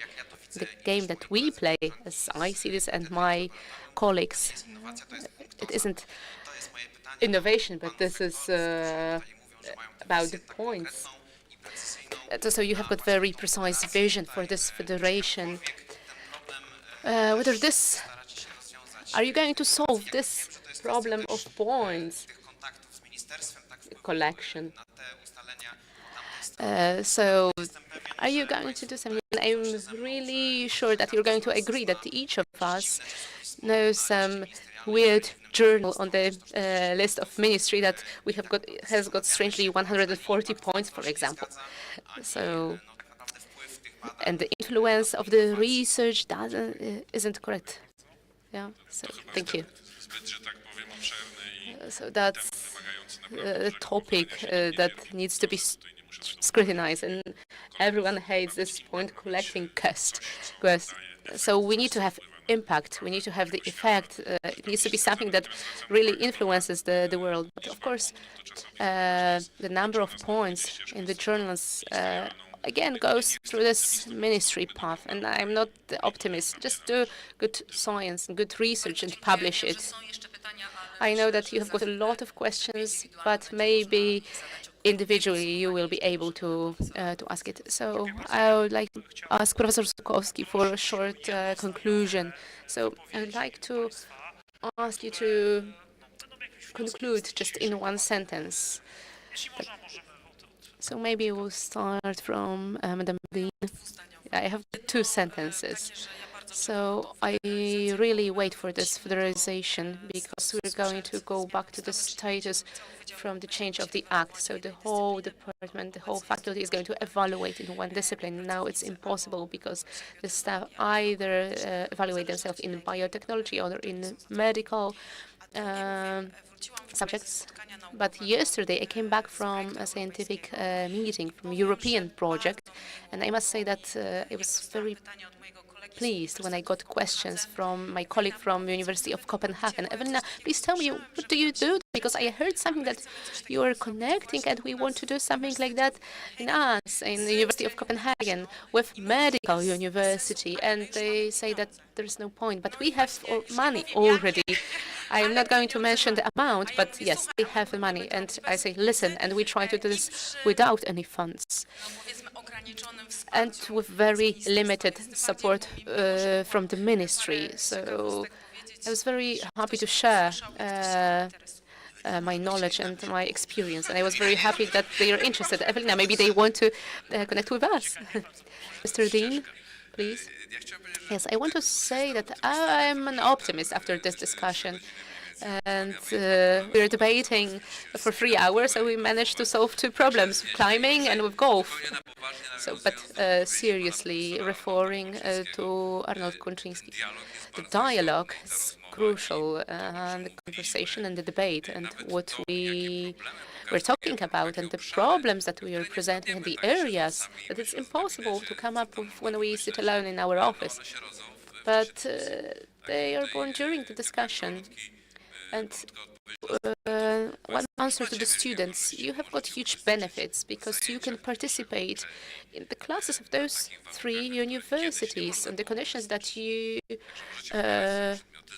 weren't able to have previously. Thank you, Mr. Dean and Madam Dean. My conclusion wasn't very extended. I was fascinated by 2 things. The sports center of Fahrenheit University, so I think this is unified, and we totally agree. And second thing is libraries of Fahrenheit University. And I think everyone would be satisfied that this is just a library of Fahrenheit University. And finally, from the social perspective, I must say that this science slogan, no fear, but carefully. And Mr. Rector, do not be afraid. And I'm very happy that we have got a lot of medical specialists here. Yes, please listen, that each of our university, and to what Arnold said, you're the hero of today, but the words that you said, organization culture of particular university, was created because it adjusted to our working routine. It must be different among humanists or clinical doctors, and it must be different among technical scientists. And we need to respect this culture. All of them are equally important. So we need to work on the attitude and the approach that is friendly for everyone. And looking at today's meeting and today's debate, I'm really sure that we are very bold and colorful community, that Fahrenheit Federation is going to enrich us and strengthen us and provide us with a chance to develop without any concerns about losing our identity, because each rector fights for our universities to be noticed and visible and function in the Federation as good as possible. Thank you. Thank you. Thank you for your participation in the discussion. And for many years, I've kept my fingers crossed for this federalization. And I want to say, Łukasz, excuse me, I wish you that after federalization, in the strategic perspective, you stay Fahrenheit University #1 in Polish rankings, and I believe that it's possible. And I believe that not only Warsaw University or Jagiellonian University, but that would be really amazing way to show the potential in this kind of cooperation. Thank you very much. When it comes to the south of Poland, you're really unique in this belief in Fahrenheit unity. And thank you, because you're a very busy person and you spent your time to come here to lead this meeting and also to go through this survey. Could you just stand up and give a huge applause? Thank you. Yes, I bow you on the stage of this theater. Thank you. Thank you. Thank you very much. Szanowni Państwo, Ladies and gentlemen, our meeting is over. Thank you very much for your participation. To all the speakers, guests, and the moderator, Professor Łukasz Sukowski, I invite you to see the exhibition in the whole theater, networking, and also we invite you